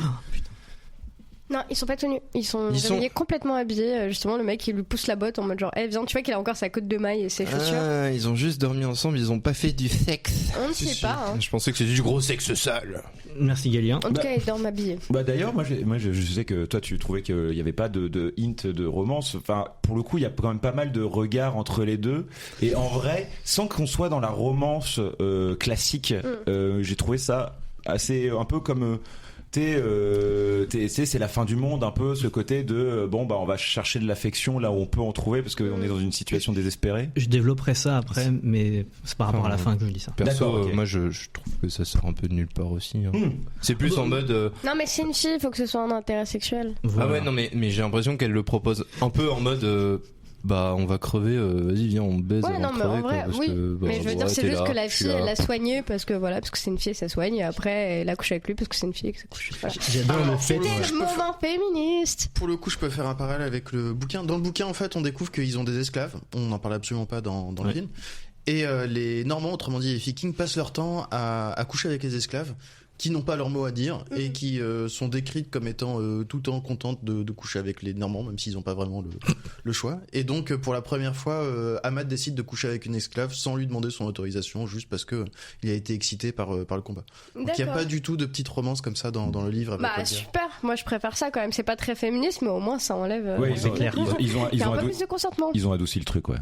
Mais c'est une esclave la meuf. Moi, j'étais. Non, oui, bah non, ça peut pas être une esclave dans le film vu que c'est pas expliqué. Et en fait, il y a en même temps des femmes qui sont des femmes mariées, mais comme l'adultère est autorisé, ou en gros, en tout cas largement non combattu, et ça passe très bien. En fait, si une femme a envie, alors qu'elle est mariée, de coucher ailleurs, il n'y a pas de souci, et on considérera que de toute façon, le gamin qui naît, c'est le fils du père. Okay. Même si le père, tu vois, par exemple, comme c'est des guerriers, il part pendant des mois en mer, si jamais elle a un fils avec quelqu'un d'autre, pendant l'absence du mari, quand le mari revient, il considère que c'est son fils, même s'il a été absent depuis 2 ans, quoi. Et ça, c'est genre historiquement alors accurate. dans le bouquin, oui. Après, je suis pas allé fouiller vraiment en détail. Ok, bah ça m'intéresse, moi je regarderai ça. J'adore le fait que tu aies parlé de sex interest et pas de love interest, parce que littéralement c'est ça, quoi. C'est vrai. Bah ouais, un peu pour le coup. Mais bon. Bref, pardon, Gagne. Et donc, c'est bon, j'ai fini. Et donc ensuite on est le lendemain matin, il y a un des guerriers qui vient réveiller Antonio et Olga, mais c'est uniquement Antonio qui l'intéresse, pour faire une petite réunion post-bataille entre guerriers au lendemain de la bataille. On ramène le corps d'un Wendell qui est mort pendant la bataille, donc c'est le moment où ils vont pouvoir vraiment complètement enlever sa coiffe et étudier son corps. Et là, effectivement, ils se rendent compte que c'est un humain classique, même s'il est éventuellement un peu plus noir de peau et il a des tatouages et du maquillage sur le corps, mais sinon c'est un humain classique sous sa coiffe d'ours. Et donc, sur ces entrefaits, ils disent, comme c'est des humains, ça veut dire qu'ils doivent dormir, et s'ils dorment, ça veut dire qu'on peut éventuellement essayer de les attaquer pendant leur sommeil. Et là, il y a une femme qui vient et qui dit, je pense que je connais une femme qui pourra vous aider. C'est pas n'importe qui, c'est la reine. Ouais. D'accord. Je n'avais pas compris que c'était la reine. Mais si, c'est la reine ou la princesse. En fait, il le reprécise juste après, parce que la femme en question va dire une reine devant moi. Comment une reine ose se montrer devant moi, un truc comme ça. D'ailleurs, je crois qu'elle s'appelle GPS dans le film. Moi, j'aurais pu te dire la maîtresse des cartes, mais... Et donc, du coup, suite aux indications de la reine, ils montent tous à cheval et ils se déplacent pour aller dans un village de nains. C'est-à-dire que tous les acteurs, ce sont des personnes de petite taille. Et leur objectif, c'est d'aller voir une très vieille femme qui était déjà très vieille quand la reine était petite fille, qui va être, du coup, leur conseillère. Donc, Beowulf va se présenter à elle. Et la vieille dame lui dit, pour t'aider, est-ce que tu possèdes un objet qui appartiendrait au Wendell pour que je puisse te guider? Et à ce moment-là, on tend à la vieille dame une des statuettes qui est une Vénus préhistorique. À partir de là, elle dit, mais oui, je reconnais, c'est une sculpture de femme enceinte, ça correspond à la mère des Wendels. Et c'est très important pour eux. Si vous la tuez, ça va détruire tous les Wendels et vous la trouverez dans la terre. Elle n'est pas plus précise que ça. C'est des petites personnes. Il me semblait que c'était des gens atteints du syndrome de Down. Plutôt, ils avaient des... Non ? J'ai même pas fait. Alors dans le bouquin, c'est des nains. Dans le bouquin, c'est des nains, parce que dans le film, ouais, c'est des... Enfin, je crois qu'en français, on dit syndrome de Down, on dit plus trisomie, il me semble. Mais oui, bon, voilà.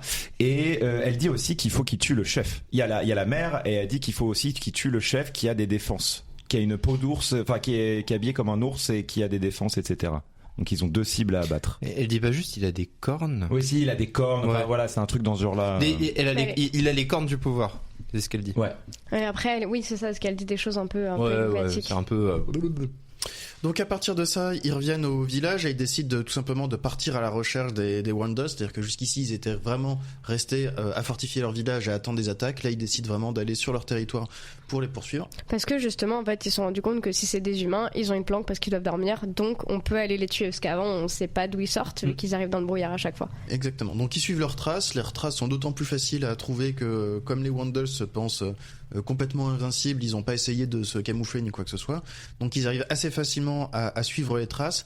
Et ensuite, ils commencent à réfléchir. Mais pourquoi est-ce qu'ils mettent des coiffes d'ours? C'est parce que soit ils se prennent pour des ours, soit ils veulent qu'on les prenne pour des ours pour faire peur. Et donc ils commencent commence à se poser des questions. Comment est-ce qu'on fait pour attaquer des ours? Comment est-ce qu'on fait pour les éliminer? Les ours, ils vivent dans des cavernes sous terre. Justement, je connais une caverne qui est pas loin, et c'est comme ça en réalité qu'ils vont trouver, et ça correspond également à l'espèce de prophétie, ou en tout cas ce qu'a dit la vieille dame, à savoir, vous les trouverez dans la terre. Donc ils continuent à rechercher, et ils finissent par trouver le camp des Wendels. Ils arrivent en hauteur, et ils voient en même temps une énorme chute d'eau, un pont, et au bout du pont, en réalité, ça rentre dans une cavité de la montagne, et donc là on comprend que c'est l'entrée de la caverne. Donc discrètement, ils descendent pour arriver au bout du pont. Au bout du pont, ils tombent sur un Wendels qui sort d'une hutte, et là il l'assomme et il l'achève d'un coup sur la tête. À partir de là, il y a un des guerriers qui va prendre la coiffe d'un des Wendels.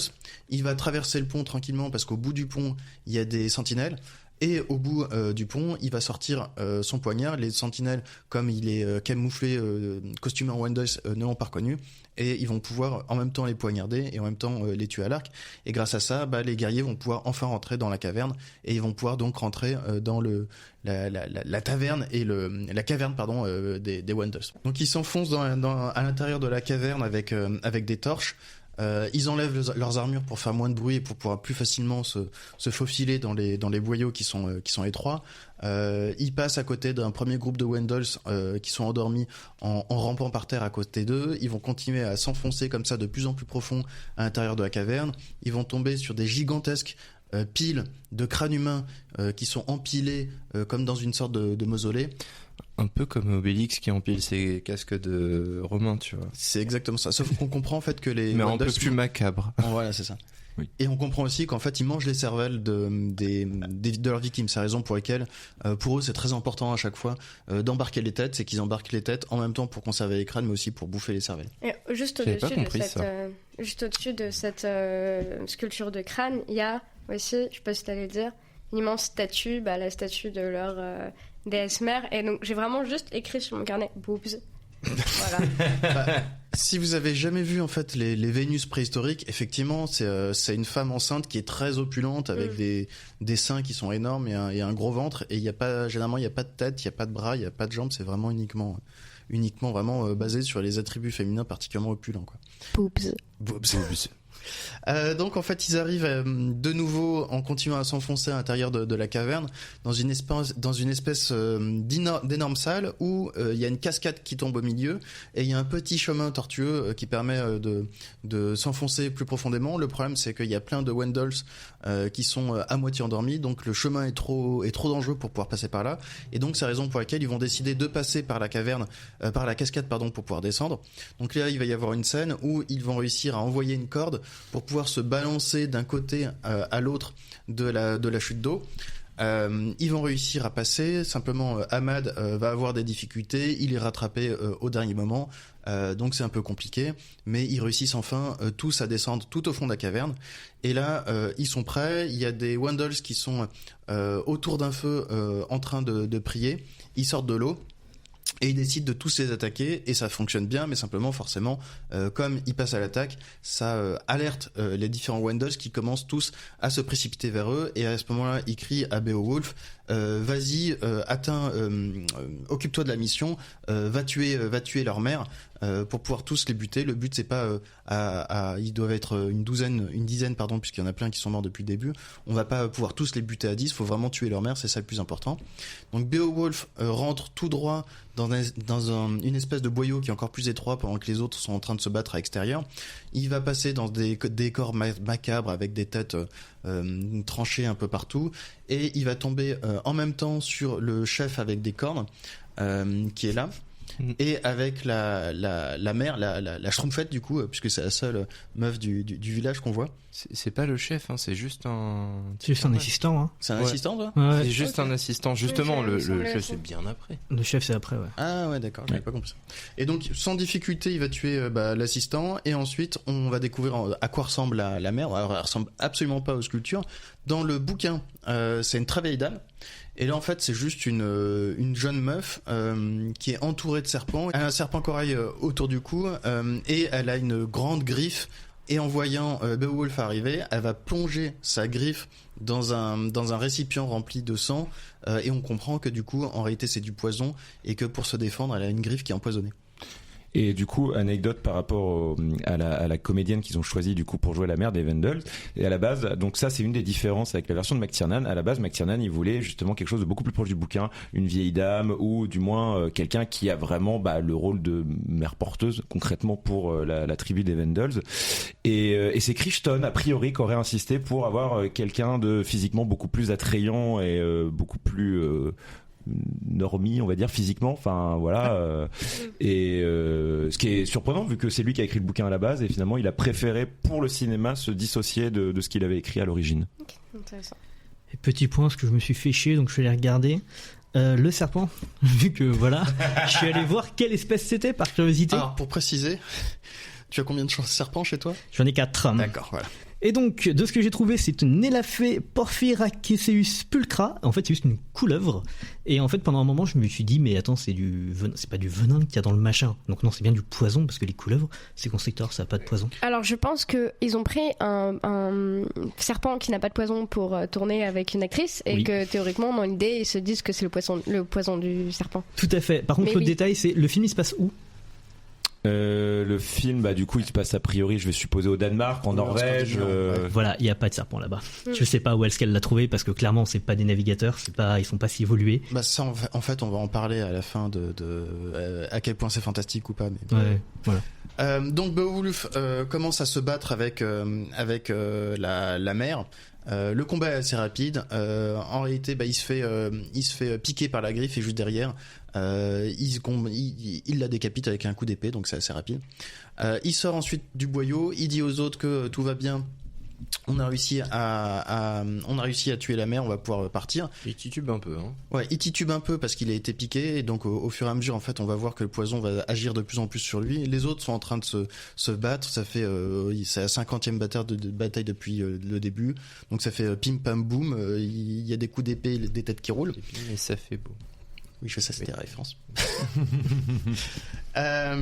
Ils vont de plus en plus profondément dans la caverne, et ils se rendent compte qu'il y a un bruit d'eau et qu'il y a de plus en plus d'eau autour d'eux, et c'est là qu'ils reconnaissent que c'est le bruit de l'eau du ressac, et donc ils sont pas du tout loin de la falaise.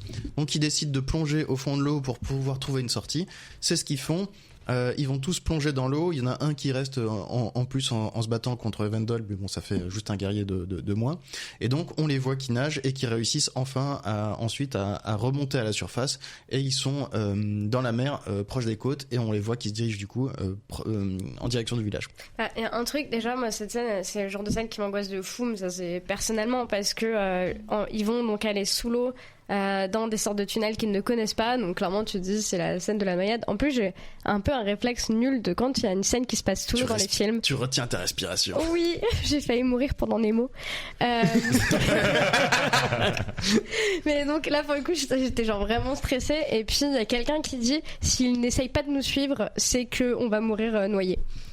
En mode, genre, si eux-mêmes savent qu'on peut pas sortir par là, c'est que non, on va mourir. Et du coup, l'anecdote que je citais dans les déboires de tournage, c'est durant le tournage de cette séquence sous-marine, donc qui a été fait en studio, où l'acteur donc qui joue Erger, en fait, a failli se noyer parce qu'il s'est retrouvé bloqué en fait dans un panneau de décor sous l'eau. Et en fait, c'est Antonio Banderas qui l'a de justesse sorti de la flotte avant que le mec soit inconscient et commence à faire une sérieuse noyade.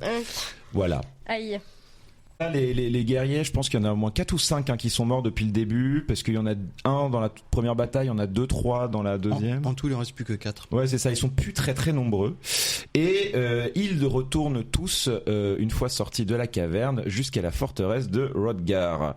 Ils y sont accueillis en héros, mais assez rapidement, en fait, on se concentre sur Beowulf, qui est gravement affaibli, et tout le monde qui dit, bah oui, il va mourir parce que le poison est incurable. Voilà, Beowulf qui s'inquiète un peu de... Où le poison est incurable. Oh. Joli, très très beau. Et du coup, voilà, Beowulf qui s'inquiète un petit peu de la manière dont on va disposer de son corps après sa mort, parce que du coup, il va pas mourir sur le champ de bataille et il va mourir un peu comme une merde, hein, concrètement. Voilà, et ses compagnons et le roi qui le rassure en mode non, on va t'enterrer comme un roi. Parce que bon, tu nous as sauvés. Sauf qu'en fait, les guerriers ne sont pas dupes. Ils savent très bien que les Vendol vont venir pour se venger parce qu'ils ont tué la mère, mais ils n'ont pas tué le chef. Erger et Ahmed discutent on va essayer de profiter du calme tant qu'on l'a, sauf qu'en fait ils n'ont pas le temps de profiter du calme. Ils entendent très rapidement la fameuse trompette des Vendel, et là on les voit au loin des centaines, voire presque des milliers, enfin ils sont ultra nombreux à se rassembler devant la colline, et là tous les guerriers sont à se regarder en mode là c'est fini, on va pas pouvoir les vaincre, c'est notre champ du cygne, ça va être notre dernière bataille. La pluie commence à tomber. Les Vendel chargent. En fait, c'est pas tous les Vendel qui chargent. Il y en a qui restent juste au loin à regarder. Visiblement, je pense les non-combattants. Et avant que les Vendel n'atteignent la forteresse, il y a Beowulf qui sort du palais avec son chien. Il traîne la patte. Il a son épée qui touche le sol. Il est vraiment très affaibli. Il est en train de crever. Mais voilà, il va se battre une dernière fois contre ses ennemis. Ça redonne un semblant de courage au reste de la troupe et au reste des villageois, et la bataille va commencer. Et en gros, la bataille par rapport aux autres batailles du film, elle est très peu elle est pas nerveuse en fait, elle est tout au ralenti, le son est quasiment complètement étouffé pour donner un peu cet aspect, je pense, de c'est la fin et tout le monde va mourir. Et j'ai vraiment cru que le film allait se terminer comme ça, avec la mort de tous les personnages. Juste à ce moment-là, il y a Ahmed qui, pour la première fois du film, fait une prière à Allah, sous le regard de Erger, un regard de respect mutuel, parce que là ils ont traversé pas mal de choses ensemble, et qui du coup le voit. Et au moment où la bataille commence, ils récitent la fameuse phrase, il me semble que la nana, au moment de l'enterrement au tout début, récitait Beowulf. Beowulf, mais tous les guerriers, même Ahmed d'ailleurs la récite. Oui. Et du coup, la bataille démarre, son étouffé, etc. Et là, on se concentre sur Beowulf, en fait, qui va tourner les yeux dans le tumulte et qui va repérer le chef des Vendel, parce que voilà, il a une peau d'ours comme les autres, mais lui, il a des cornes et tout qui sont attachés dessus. Il a un maquillage jaune, un peu, voilà, il se démarque physiquement. Et le chef va charger Beowulf. Beowulf, d'un seul coup d'épée, va réussir à le désarçonner. Il va prendre quand même quelques coups d'autres soldats Vendel, et il va assez rapidement réussir à l'éliminer. Et en fait, au moment où le chef des Vendel meurt, comme l'avait annoncé la vieille avec les nains là, les Vendel partent en déroute, s'enfuient tous, quittent le village, s'enfuient à nouveau, alors que concrètement ils avaient presque gagné parce qu'il restait plus grand monde dans le village. Mais voilà, c'était le coup fatal. La mère est morte, le chef est mort, les héros ont gagné. Les personnages voient les Vendel en train de s'enfuir. On distingue Beowulf qui, fatigué, s'assoit, et au moment où le calme retombe complètement, les guerriers se tournent vers Beowulf, et là on le voit assis avec une posture extrêmement royale, mort, mais qui regarde au loin ses ennemis en train de s'enfuir. J'ai trouvé l'image assez belle en vrai. C'est très cliché badass, mais en vrai ça marche quand même vachement bien. En plus, il est assis sur vraiment ce qui ressemble à un trône. Le plan est très très beau. Et concrètement, là, on approche du dénouement du film, parce que on a brièvement l'enterrement du coup de Beowulf, qui a, comme le roi du début, un enterrement, une procession royale pour célébrer son court règne, mais mine de rien, c'est un héros. Et ensuite, on retrouve Ahmed de nouveau sur un drakkar sur l'eau, qui dit au revoir à Erger parce qu'il va retourner à Bagdad. Il se balance quelques pics, encore un peu les blagues qui se balançaient un peu pendant tout le film. Merci l'arabe, merci le viking, etc. Erger qui lui dit on n'a pas qu'un seul dieu comme toi, mais je vais tous les prier pour être sûr que tu arrives à bon port, etc. Voilà, il y a un vrai respect mutuel entre les deux personnages. Et Ahmed va retourner à Bagdad et va écrire donc le récit qu'il raconte depuis le début, qui retrace l'épopée des 13 guerriers et de Beowulf, en espérant que Allah protège ces païens qui vénèrent d'autres dieux. Et ça se termine là-dessus. Et tu l'as pas précisé, mais quand il prend le bateau et commence à repartir, il remet sa coiffe Oui, tout à fait. Et en fait, c'est pour ça que je trouvais, j'ai reprécisé tout à l'heure, c'est que je trouvais la symbolique un peu très beau de sa quête est terminée, sa mission est finie. Il rentre chez lui, il reprend ses habitudes. C'est ça. C'est plus le 13e guerrier. Il redevient gouverneur. C'est ça, c'est qu'en fait, en découvrant la culture viking, il perd un peu son identité d'arabe pour s'intégrer un petit peu. Il la garde quand même, mais voilà, pour s'intégrer dans cet univers dans lequel il est plongé. En plus, il est vraiment tout seul. Et voilà, il retrouve son identité de poète arabe avant de partir chez lui. Même s'il a été banni, donc j'espère que ça va le faire. Plus chez vous. Et donc voilà les gens, c'était le 13e guerrier. Et maintenant, comme à chaque épisode, on va décider de si on sauve le film ou non. Mais avant ça, une petite discussion libre. Alors, le 13e guerrier, vous en pensez quoi? Tiens, dis-nous, Galien, qu'est-ce que tu penses du film? En fait, moi, c'est ce que j'ai expliqué. C'est les films, en gros, qui racontent des batailles, des trucs comme ça. En gros, souvent, c'est des films qui me parlent pas du tout. Je trouve ça chiant, les batailles, c'est pas ce qui m'intéresse. Enfin, et celui-là, il y avait un peu, il y avait autre chose. Il y avait vraiment le côté choc des cultures. Comment tu fais pour t'intégrer dans un truc qui te ressemble pas du tout. Et puis ce côté un peu aventure, ce côté un peu fantastique, t'as presque l'impression de regarder un récit d'histoire. Ça pourrait presque être un meilleur film de Donjons et Dragons que Donjons et Dragons, d'une certaine manière. Maintenant, ce qui m'a moins plu. Déjà tous les écueils scénaristiques, genre la caravane qui disparaît, des trucs un peu bizarres du genre tiens, toi tu vas venir avec nous, et genre ok, le mec remarque, c'est un peu logique pour un gars qui se fait bannir de son pays, de se dire de toute façon j'ai rien à perdre, je vais il lui laisse pas le choix en fait dans le bouquin. Okay. C'est un peu mieux expliqué, parce que dans le film il a l'air d'avoir carrément le choix, et c'est trop chelou, tu vois, allez c'est bon, je vais tout abandonner, il vous veut suivre. Plus ou moins s'enfuir, et en fait il menace de le tuer, donc en fait il lui laisse le choix, c'est soit on te tue tout maintenant, soit tu nous suis. Ok. Ah oui, donc pas trop les mêmes rapports. Ouais. Et aussi le truc qui m'a vraiment, qui est vraiment très très problématique dans ce film, c'est sombre. Oui, putain oui. Et je parle pas de l'histoire, je parle de l'image. L'image est extrêmement sombre. Alors des fois ça rend super bien. Genre par exemple la scène de la traduction. Ça c'est génial parce que il a son turban là qui fait qu'il y a presque que son visage qui apparaît. En plus son turban est noir, donc vraiment il y a vraiment que son visage qui ressort, à moitié dans l'ombre. Mais alors par contre, dans la scène de bataille que j'ai racontée, désolé, mais souvent t'entends des bruits de bataille et puis c'est tout noir. Pareil, j'ai trouvé, il y a vraiment beaucoup trop de plans où tu ne vois rien. Genre je me suis retrouvé à mater le film dans le noir le plus total, je voyais quand même rien. Et tu vois, la première bataille quand ils sont dans la maison du roi, où tu dis il fait noir, tu vois pas grand chose, c'est pour l'effet de style et tout. Ok. Dans la bataille suivante, quand tu vois toujours rien, je suis en mode non, là les mecs, juste c'est dommage quoi, c'est un film d'action, c'est un peu héroïque, tout ça. Si on voit pas les combats, c'est chaud quoi. Et c'est surtout qu'en plus la deuxième bataille, donc qui est vraiment la bataille au cœur du film, on est pile au milieu du film, c'est la grosse bataille, elle dure assez longtemps, elle dure 10 minutes je crois, sur un film d'1h40, c'est quand même extrêmement long. Et au-delà de la lumière où tu vois pas grand chose, elle est malheureusement par rapport à tout le reste du film pas très bien filmé. C'est fouillé aussi. Tu comprends pas ce qui se passe. Alors c'est pour recréer le tumulte et des batailles, etc. Mais 2 ans après t'as le Seigneur des Anneaux qui sort et qui fait quand même des batailles vachement plus faciles à lire en Heroic Fantasy, ou même film de bataille Kingdom of Heaven qui a des belles batailles assez bien chorégraphiées, qui sort je crois en 2004 je crois. La bataille d'Eragon est mieux. La bataille ça fait mal. est mieux, oui, je suis assez d'accord. Je pense que ça vient du fait que à ce moment-là du film, on n'a toujours pas vraiment vu les méchants.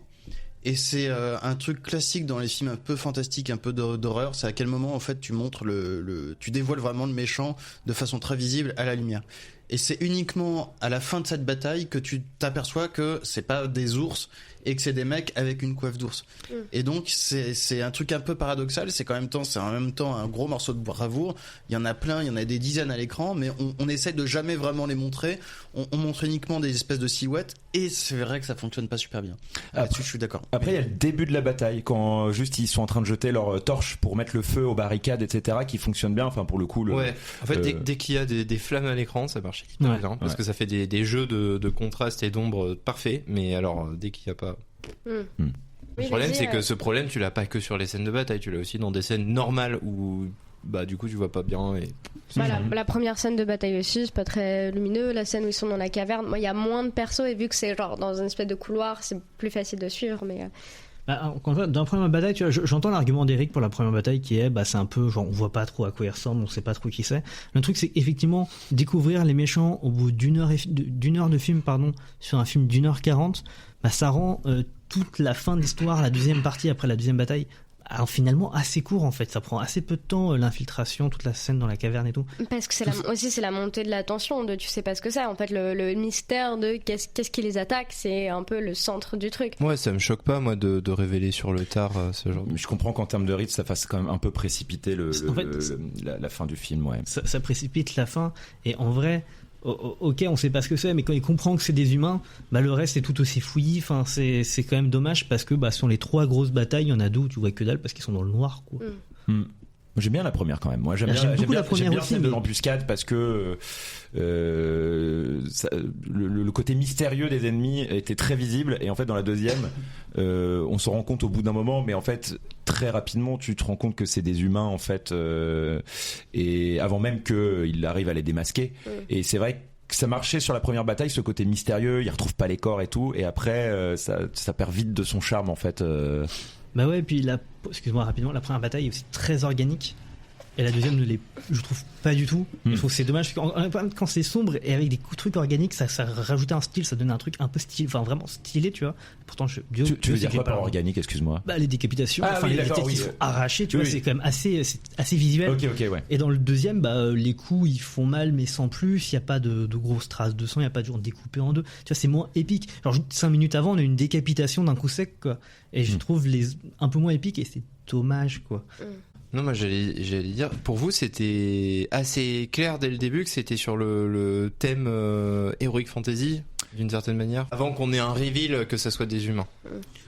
Moi j'ai un principe qui est que si c'est un film qui date d'avant les années 2000 avec des vikings, c'est forcément de l'Heroic Fantasy. D'accord, parce que pour moi en fait comme j'ai lu le film, j'avais vraiment l'impression que c'est juste que comme c'était des vikings, ils attachaient du folklore à des trucs qu'ils pouvaient pas expliquer, mais que c'était très clairement, ça pouvait être rien d'autre que des humains. Alors, j'ai commencé à avoir un petit doute pendant la bataille, la première bataille. J'ai une petite question pour vous, c'est en ce qui concerne les méchants, parce que moi effectivement à la première vue j'étais pas tout à fait sûr et après j'ai lu le bouquin, etc.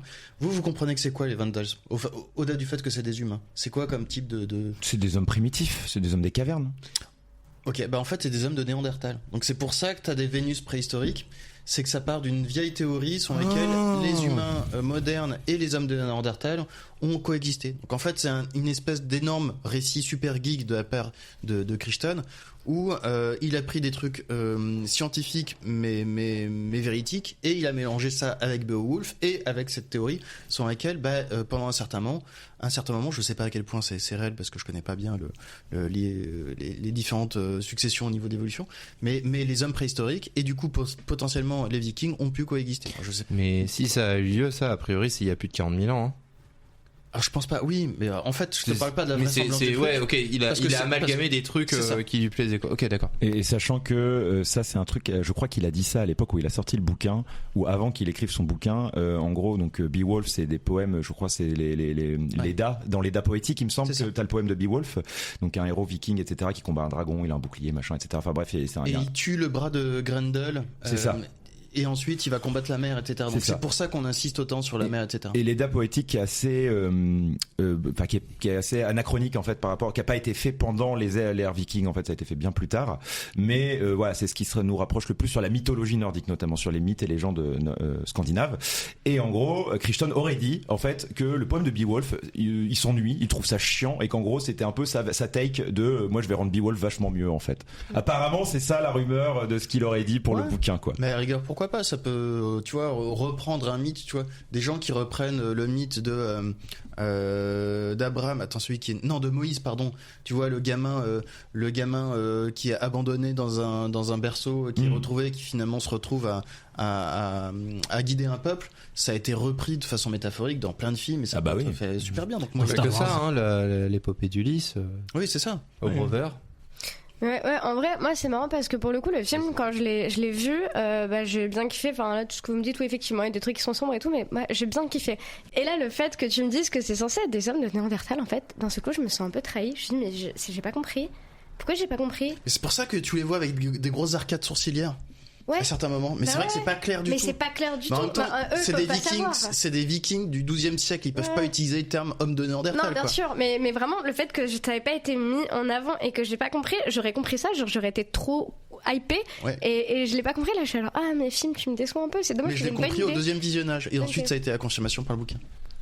Moi je les avais pas imaginés comme hommes de Néandertal, mais vraiment comme hommes des cavernes. Moi je me suis demandé si c'était pas une référence genre à des peuples celtes ou proches comme les Pictes ou les trucs comme ça, et je me suis dit ok, c'est vraiment le choc entre du coup la civilisation arabe qui est vraiment à son apogée, en tout cas enfin on dit souvent que c'est l'apogée du monde islamique à cette époque-là, et les Vikings qui paraissent très bruts de décoffrage et puis en fait qui ont une culture beaucoup plus fine qu'il n'y paraît au premier abord, et par contre les hommes des cavernes qui sont dénués de toute civilisation, de toute organisation, et c'est pour ça que du coup les Arabes, les Vikings, et ça j'ai trouvé ça chouette en vrai comme thématique. Apparemment c'est la raison pour laquelle ça a floppé, parce que les gens, enfin les Américains, ils sont en mode mais qu'est-ce qu'il va nous raconter, une histoire d'Arabes et de Vikings, on s'en bat les couilles. Voilà, moi j'avais entendu des rumeurs comme quoi que ça peut pas de burger. Moi j'avais entendu parler que ça avait été pas mal déprécié à cause du côté de montrer sous un bon jour les Arabes, mais souvent moi j'ai plus l'impression que le thème anti-arabe des Américains vient surtout après le 11 septembre, et en même temps il y avait eu la guerre du Golfe avant, donc je sais pas si c'est lié ou pas. Les Américains racistes depuis longtemps. Non mais voilà, et c'est aussi une des raisons pour laquelle ils auraient pas vraiment apprécié en fait la thématique de ce récit. Grégoire. Yes, quand j'ai fait le deuxième visionnage du film, surtout j'ai compris que c'était des hommes préhistoriques parce que ils ont la même gueule que les clans ennemis dans Far Cry Primal. Genre réellement. Ouais, sur Ubisoft. Wow. Mais genre, ils ont la même gueule, la même façon de s'habiller, la même façon. Tout y est allé. Je te dis, ok, pourquoi ils sont là, je sais pas. Est-ce que c'est une sponsor de Ils te payent? Mais non, parce que surtout, j'aime pas Ubisoft. J'aime pas Ubisoft en plus, c'est vraiment des ordures. Mais pour le coup, en vrai, c'est assez logique, mais tu sais pas pourquoi trop il y a une espèce de chaman qui utilise du venin. Enfin, il y a un côté c'est mi-fantastique. Moi, je regrette qu'ils soient pas allés plus loin et qu'ils aient pas fait une sorte de truc genre Conan, quoi. Exactement. Oui. C'est voilà, t'as dit le mot Conan. Moi, c'est ce que je pensais voir au début, parce que je savais pas qu'il y avait un twist. Et quand en fait le twist pas fantastique, j'ai trouvé ça à la fois cool, qui démystifie, en fait qu'au final c'est des légendes et que les légendes en fait se basent sur du réel et tout. Et en même temps, j'avoue que l'aspect low fantasy à la Conan et tout, ça aurait été un peu cool. C'est vrai que c'est le truc qui me manque pour moi dans ce film. Bon, après, il fait déjà 1h40, mais j'aurais aimé qu'il y ait plus de lore. Ouais, c'est ça.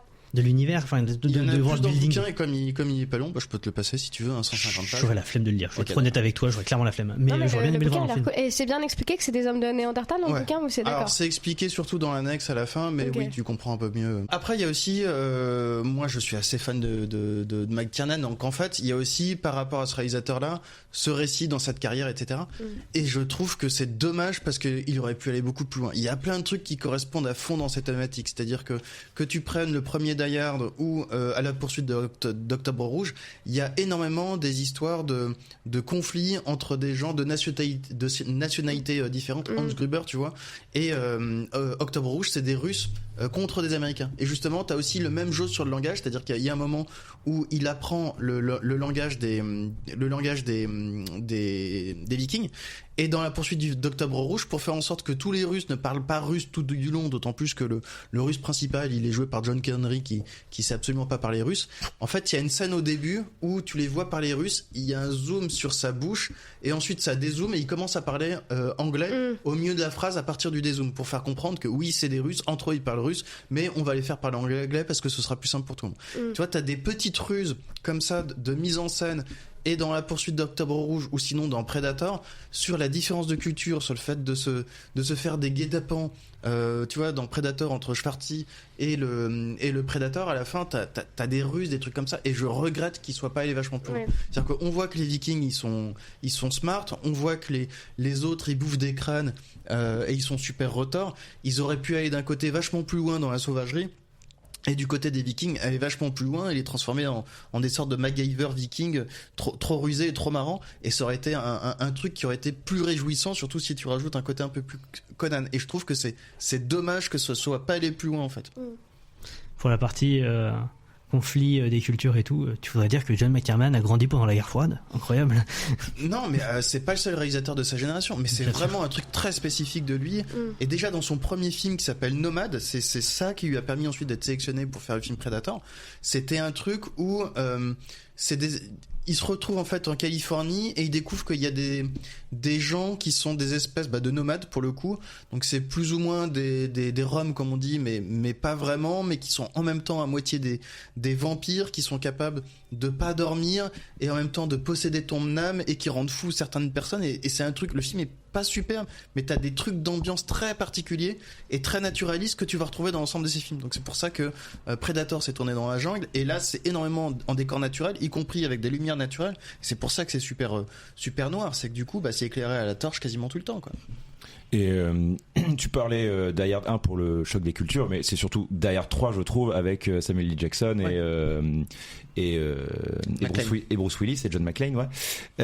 Après, par rapport au 13e guerrier, moi, il y a un truc que j'ai adoré et un truc que j'ai moins adoré. Le truc que j'ai adoré, moi, je trouve que c'est hyper bien filmé. Et hormis les scènes trop sombres, et ce qui est un défaut, je trouve quand même que la photo du film est superbe. Magnifique.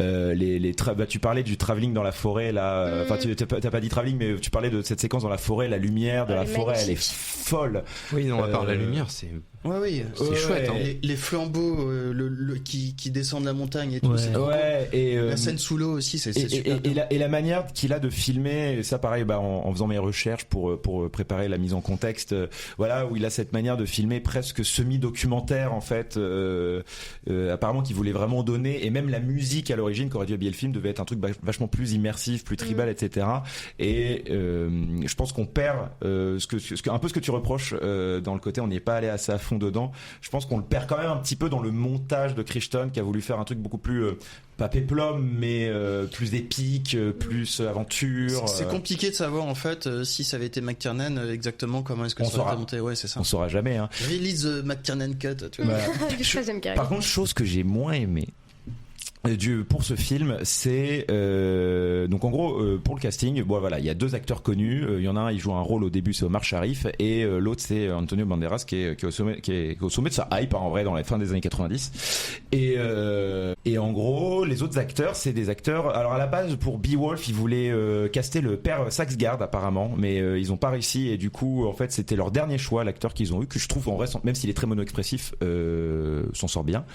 Mais en gros, les autres acteurs, ils sont pas mauvais, mais en gros c'était que des acteurs pris sur cassette casting en fait, des comédiens qui ont envoyé leurs cassettes à l'équipe de production et qui ont été pris, et leurs personnages sont osef au possible. On retient pas leur nom, leur mort n'a aucun impact sur le récit. On voit juste que leur groupe s'amenuise et que du coup ils sont dans la panade, mais à part Erger et Beowulf, vraiment les autres dans le bouquin c'est pareil, et c'est vrai que c'est dommage. Ouais, c'est con pour 13 guerriers, mais en fait t'en as 3. Ouais. Et là, ça aurait fait une partie d'IDR. Oui, c'est vrai. Mais Erger, j'ai adoré le personnage d'Erger. Ouais, il est très cool. C'est le meilleur personnage. C'est le meilleur personnage. Erger, Besger. Ouais, okay. Ouais. Non, clairement, il baisse de fou. Ouais. Et du coup, non, il est bon. Au que l'acteur est très beau, il joue très bien, je trouve. Il a un rôle vraiment sympa. Il a des trucs du rôle où, tu vois, moi, dès le début, j'ai vu que ok, Erger, ça va être le rôle du mentor, comme on le voit dans pléthore de films de ce style-là. Et du coup, à partir du début du duel où il commençait à prendre tarif, je m'attendais à le voir crever à chaque putain de minute du film. Ouais, moi aussi. Et le fait qu'il l'ait gardé et que finalement ça soit un peu le seul survivant, qu'il ait dit au revoir, qu'il finit son voyage initiatique et tout, et qu'en fait il est pas mort, juste il se sépare parce que lui il reste en Norvège et que Antonio rentre chez lui.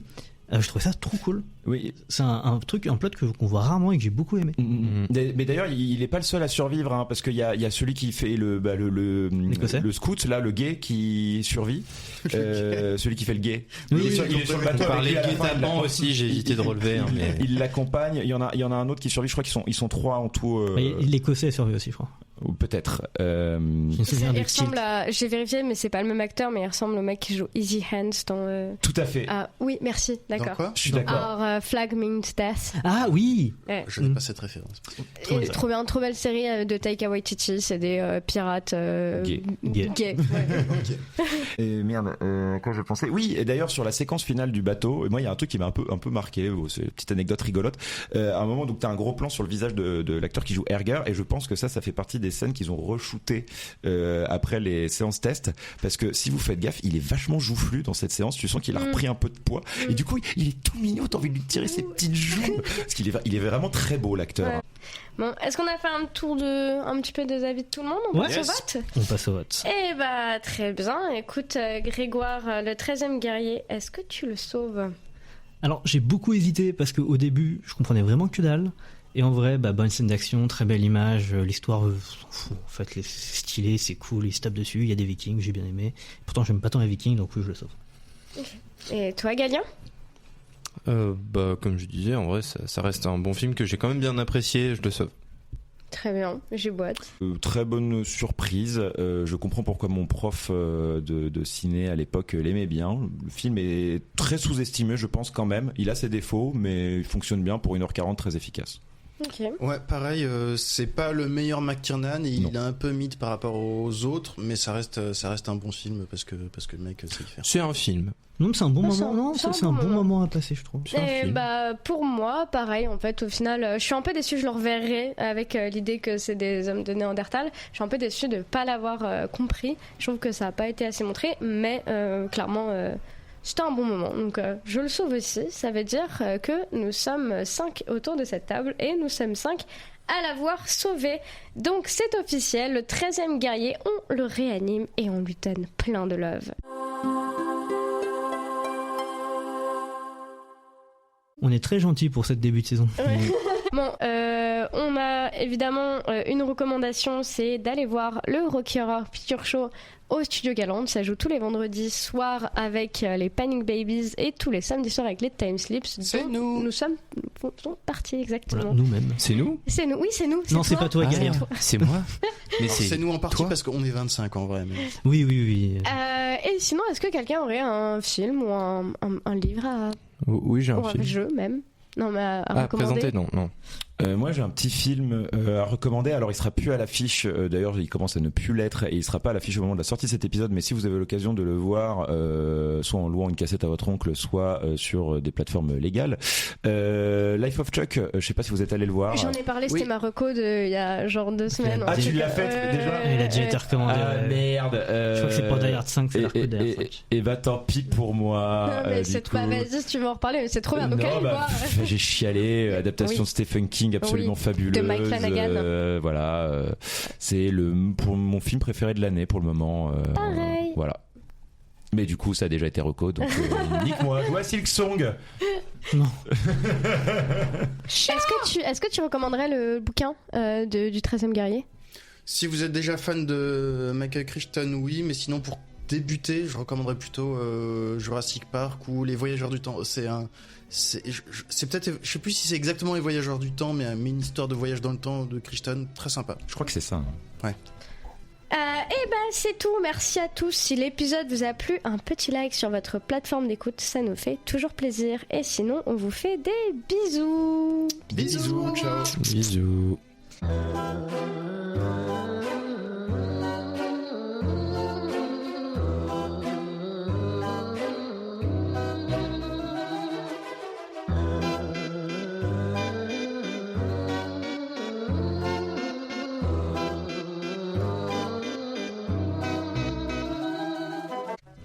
Si vous êtes resté avec nous jusqu'ici, nous avons un petit jeu, un petit bonus. Alors au début je voulais faire un quiz un peu cinématographique sur des questions tout ça qui sont liées au film, mais je me suis dit on n'a peut-être pas tous la même culture cinéma, donc j'ai fait 3 petites questions assez simples et puis après un autre jeu qui n'a pas forcément de rapport direct. Pourquoi tu m'as regardé en disant on n'a pas tous les mêmes cultures cinéma? T'as bougé. D'accord, ok, j'ai bougé. Très bien, j'ai bougé. D'accord.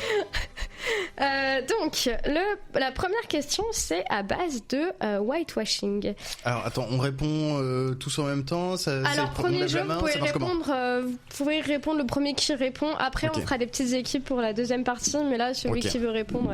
Et je note que pour une fois, vu que c'est toi qui fais le jeu, c'est pas toi qui va gagner le jeu. Ouais. Mais c'est moi qui gagne, c'est moi qui présente, donc je gagne à chaque fois. Donc, première question à base soit je gagne, soit j'apprends, donc je gagne. Ah, c'est du perso de merde. Entrepreneur, va. C'est objectif quadrillionnaire. Et emoji fusée. Oh la vache. Ok, première question à base de whitewashing.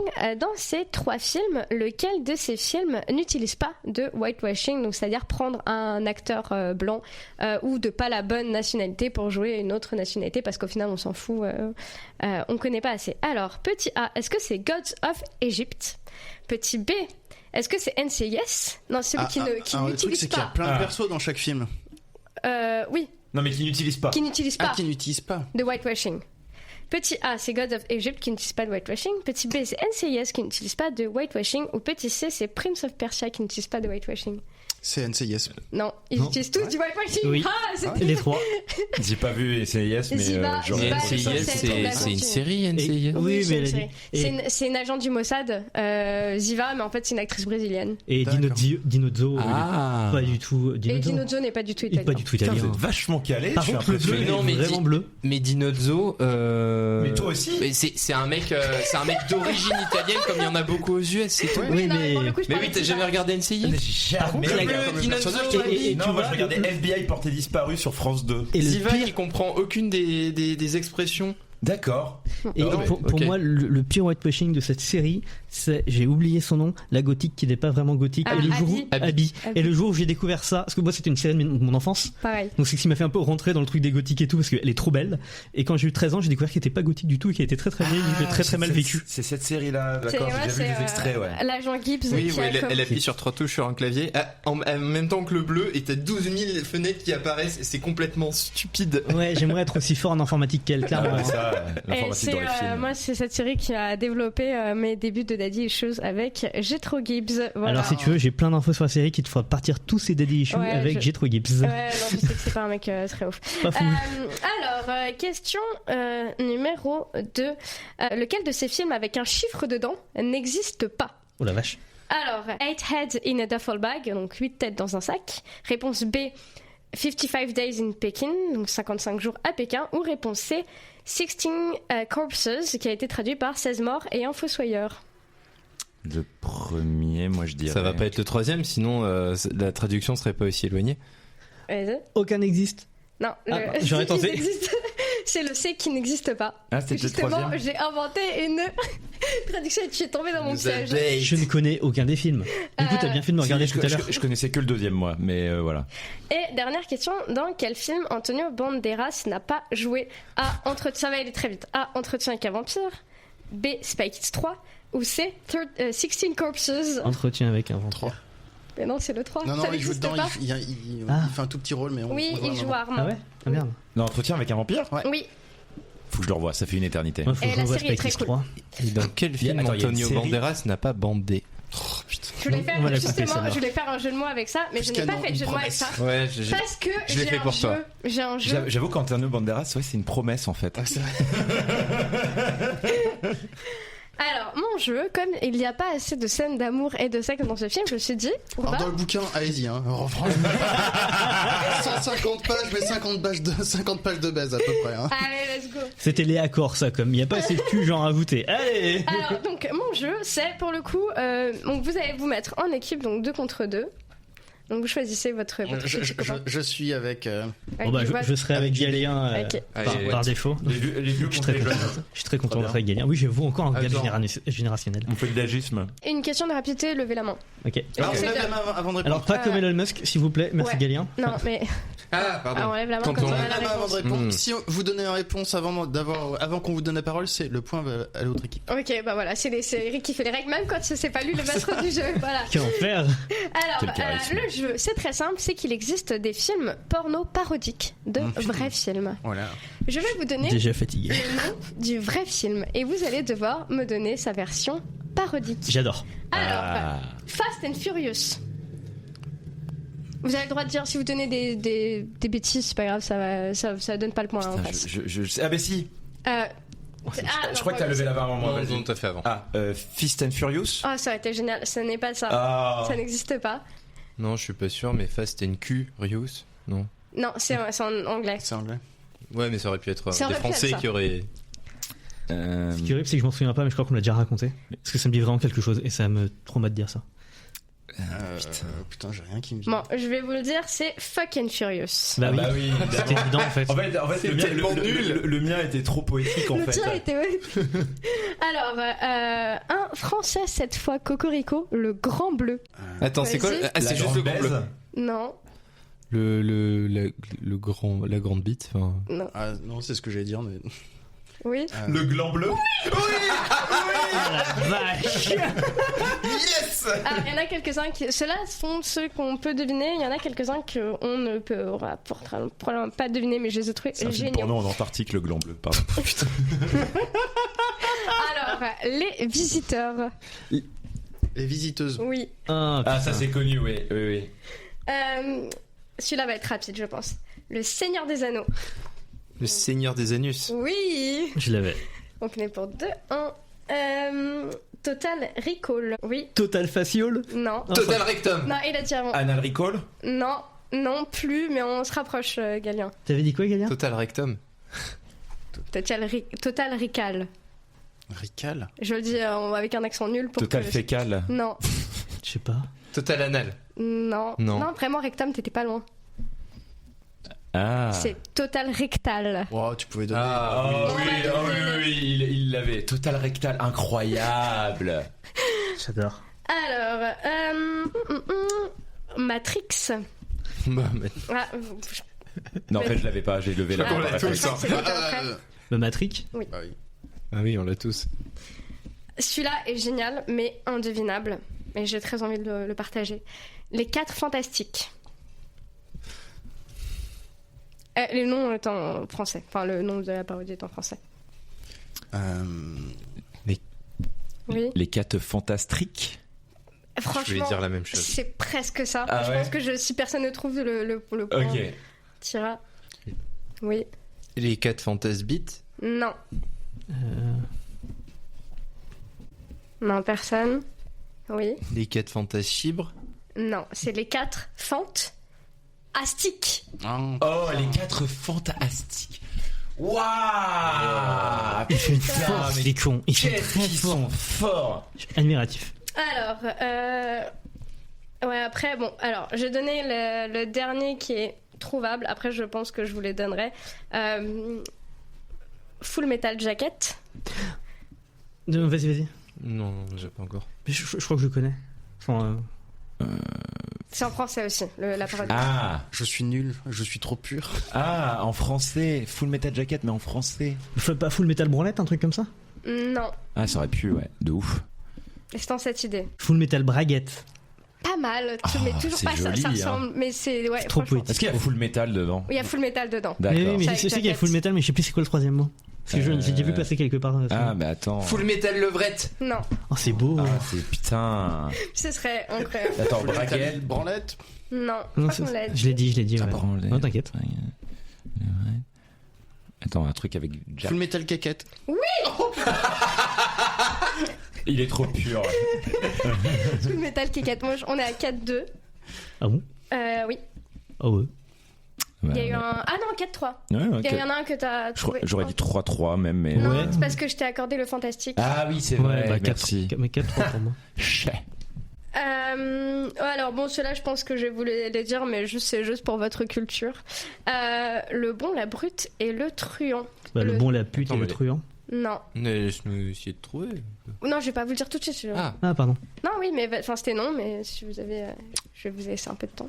le bon, la pute et le Alors, ouais. et le gros gland. Non. Ouais, Alors, ça je vais va juste vous aider. Le bon et la brute, ça reste. Ah. Le bon, la brute et le. Et la salope, un truc comme ça, non? Non. Le bon, la brute et le gland. Non.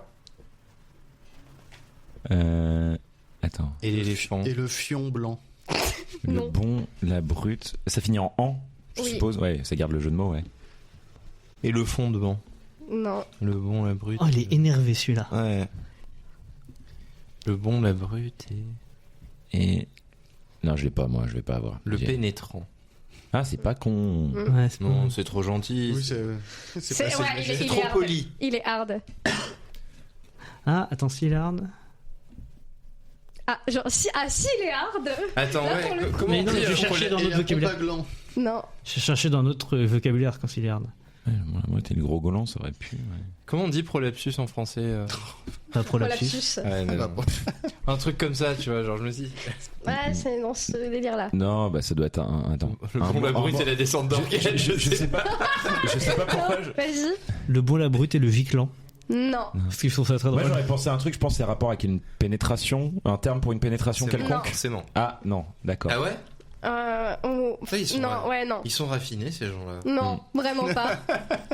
Ouais, est-ce que vous voulez que je vous le dise? Bah, vas-y. C'est le bon, la brute et le trou béant. On aurait pu trouver en cherchant un peu. On aurait pu creuser un peu. Oh, D'accord, attends, ouais, quoi. c'était pas l'acte qu'il fallait chercher, c'est l'objet. Oui, c'est ça. La partie du corps humain. Ouais. En vrai, celui-là, je pense que vous pouvez l'avoir. Banane mécanique. Merde. Orange mécanique. Ah, j'écris le nom de. T'aurais pu faire le jeu inverse. Bah là, pour le coup, je pense que. On l'aurait trouvé quand même. Banane Orange mécanique, j'adore. Le dernier, donc, c'est les aventuriers de l'Arche perdue. Faut qu'on le trouve. En français toujours. En français, toujours. Et il est vraiment, c'est le plus dur. Ah ouais? Est-ce que ça commence par les aventuriers? Les aventuriers. Ok. Bah c'est ouais. Oh, putain, ça doit être un truc genre les aventuriers du Kamasutra perdu ou un truc comme ça. Vraiment, l'allitération, enfin comment dire, le son reste, c'est vraiment le même délire de son. Du derche perdu? Presque. Ah putain. Ah, du derche hyper dur. Oh, pas mal, mais non. Après, faut réfléchir à ce que c'est, un derche, les attributs. Les aventuriers du... De la chatte perdue. Non, c'est cul, là, visiblement, derche. Mais... C'est vraiment derche. Ouais. Ok. Du derche aperçu. Je pense que grâce à toi, on va pouvoir mettre le E pour explicite pour cet épisode. Yeah. Les aventuriers du Fiac perdu. Oh, c'est derche. Je pense qu'il y a derche pour arche. Tu vois, arche perdue, derche, quelque chose. Ah, derche quelque chose, d'accord. Mm. Les aventuriers du... Derche dru. Non. Oh. Poilu. Oui. Il y a du derche poilu. Putain, mais on a... J'étais sur derche pendu, mais je trouvais que c'était pas cohérent. Je suis désolé, mais moi j'ai envie que ça soit le nom d'un film des gendarmes là en fait. Et donc voilà, c'était ma super activité. Et juste aussi pour info, le Rocky Horror Picture Show, c'est le Rocky Horror porno vidéo show. J'ai entendu parler, j'ai jamais regardé la parodie porno, mais je sais qu'il y a une parodie porno américaine. Après, en fait, c'est marrant parce que tu nous dis, genre, t'as l'esprit trop pur, mais c'est toi qui nous as montré Flash Gordon, hein. Oui. Alors si Flash Gordon, c'est érotique en fait. Tu vois pas. Oui, c'est pas un film porno. Et puis les terriennes sont des filles faciles. Ou je sais oui, pas. Earth Girls are easy. Ouais. Les terriennes sont non. Ça, Objectif terrienne. Objectif terrienne. Flash Gordon, je l'ai pris pour les cacas qui jouent du saxo. Regardez Flash Gordon. Non, je l'ai pas vu moi. Regardez la bande-annonce de Flash Gordon. Moi non plus, je suis extrêmement intrigué. Érotique de Flash Gordon, bah failli venir. Couteau se fort une soirée à deux. Je suis curieux. C'était la fin du bonus, effectivement très explicite de ce podcast. Et on vous refait des bisous si vous êtes restés jusque-là. Bisous tout le monde. Des bisous. Au revoir. Ciao.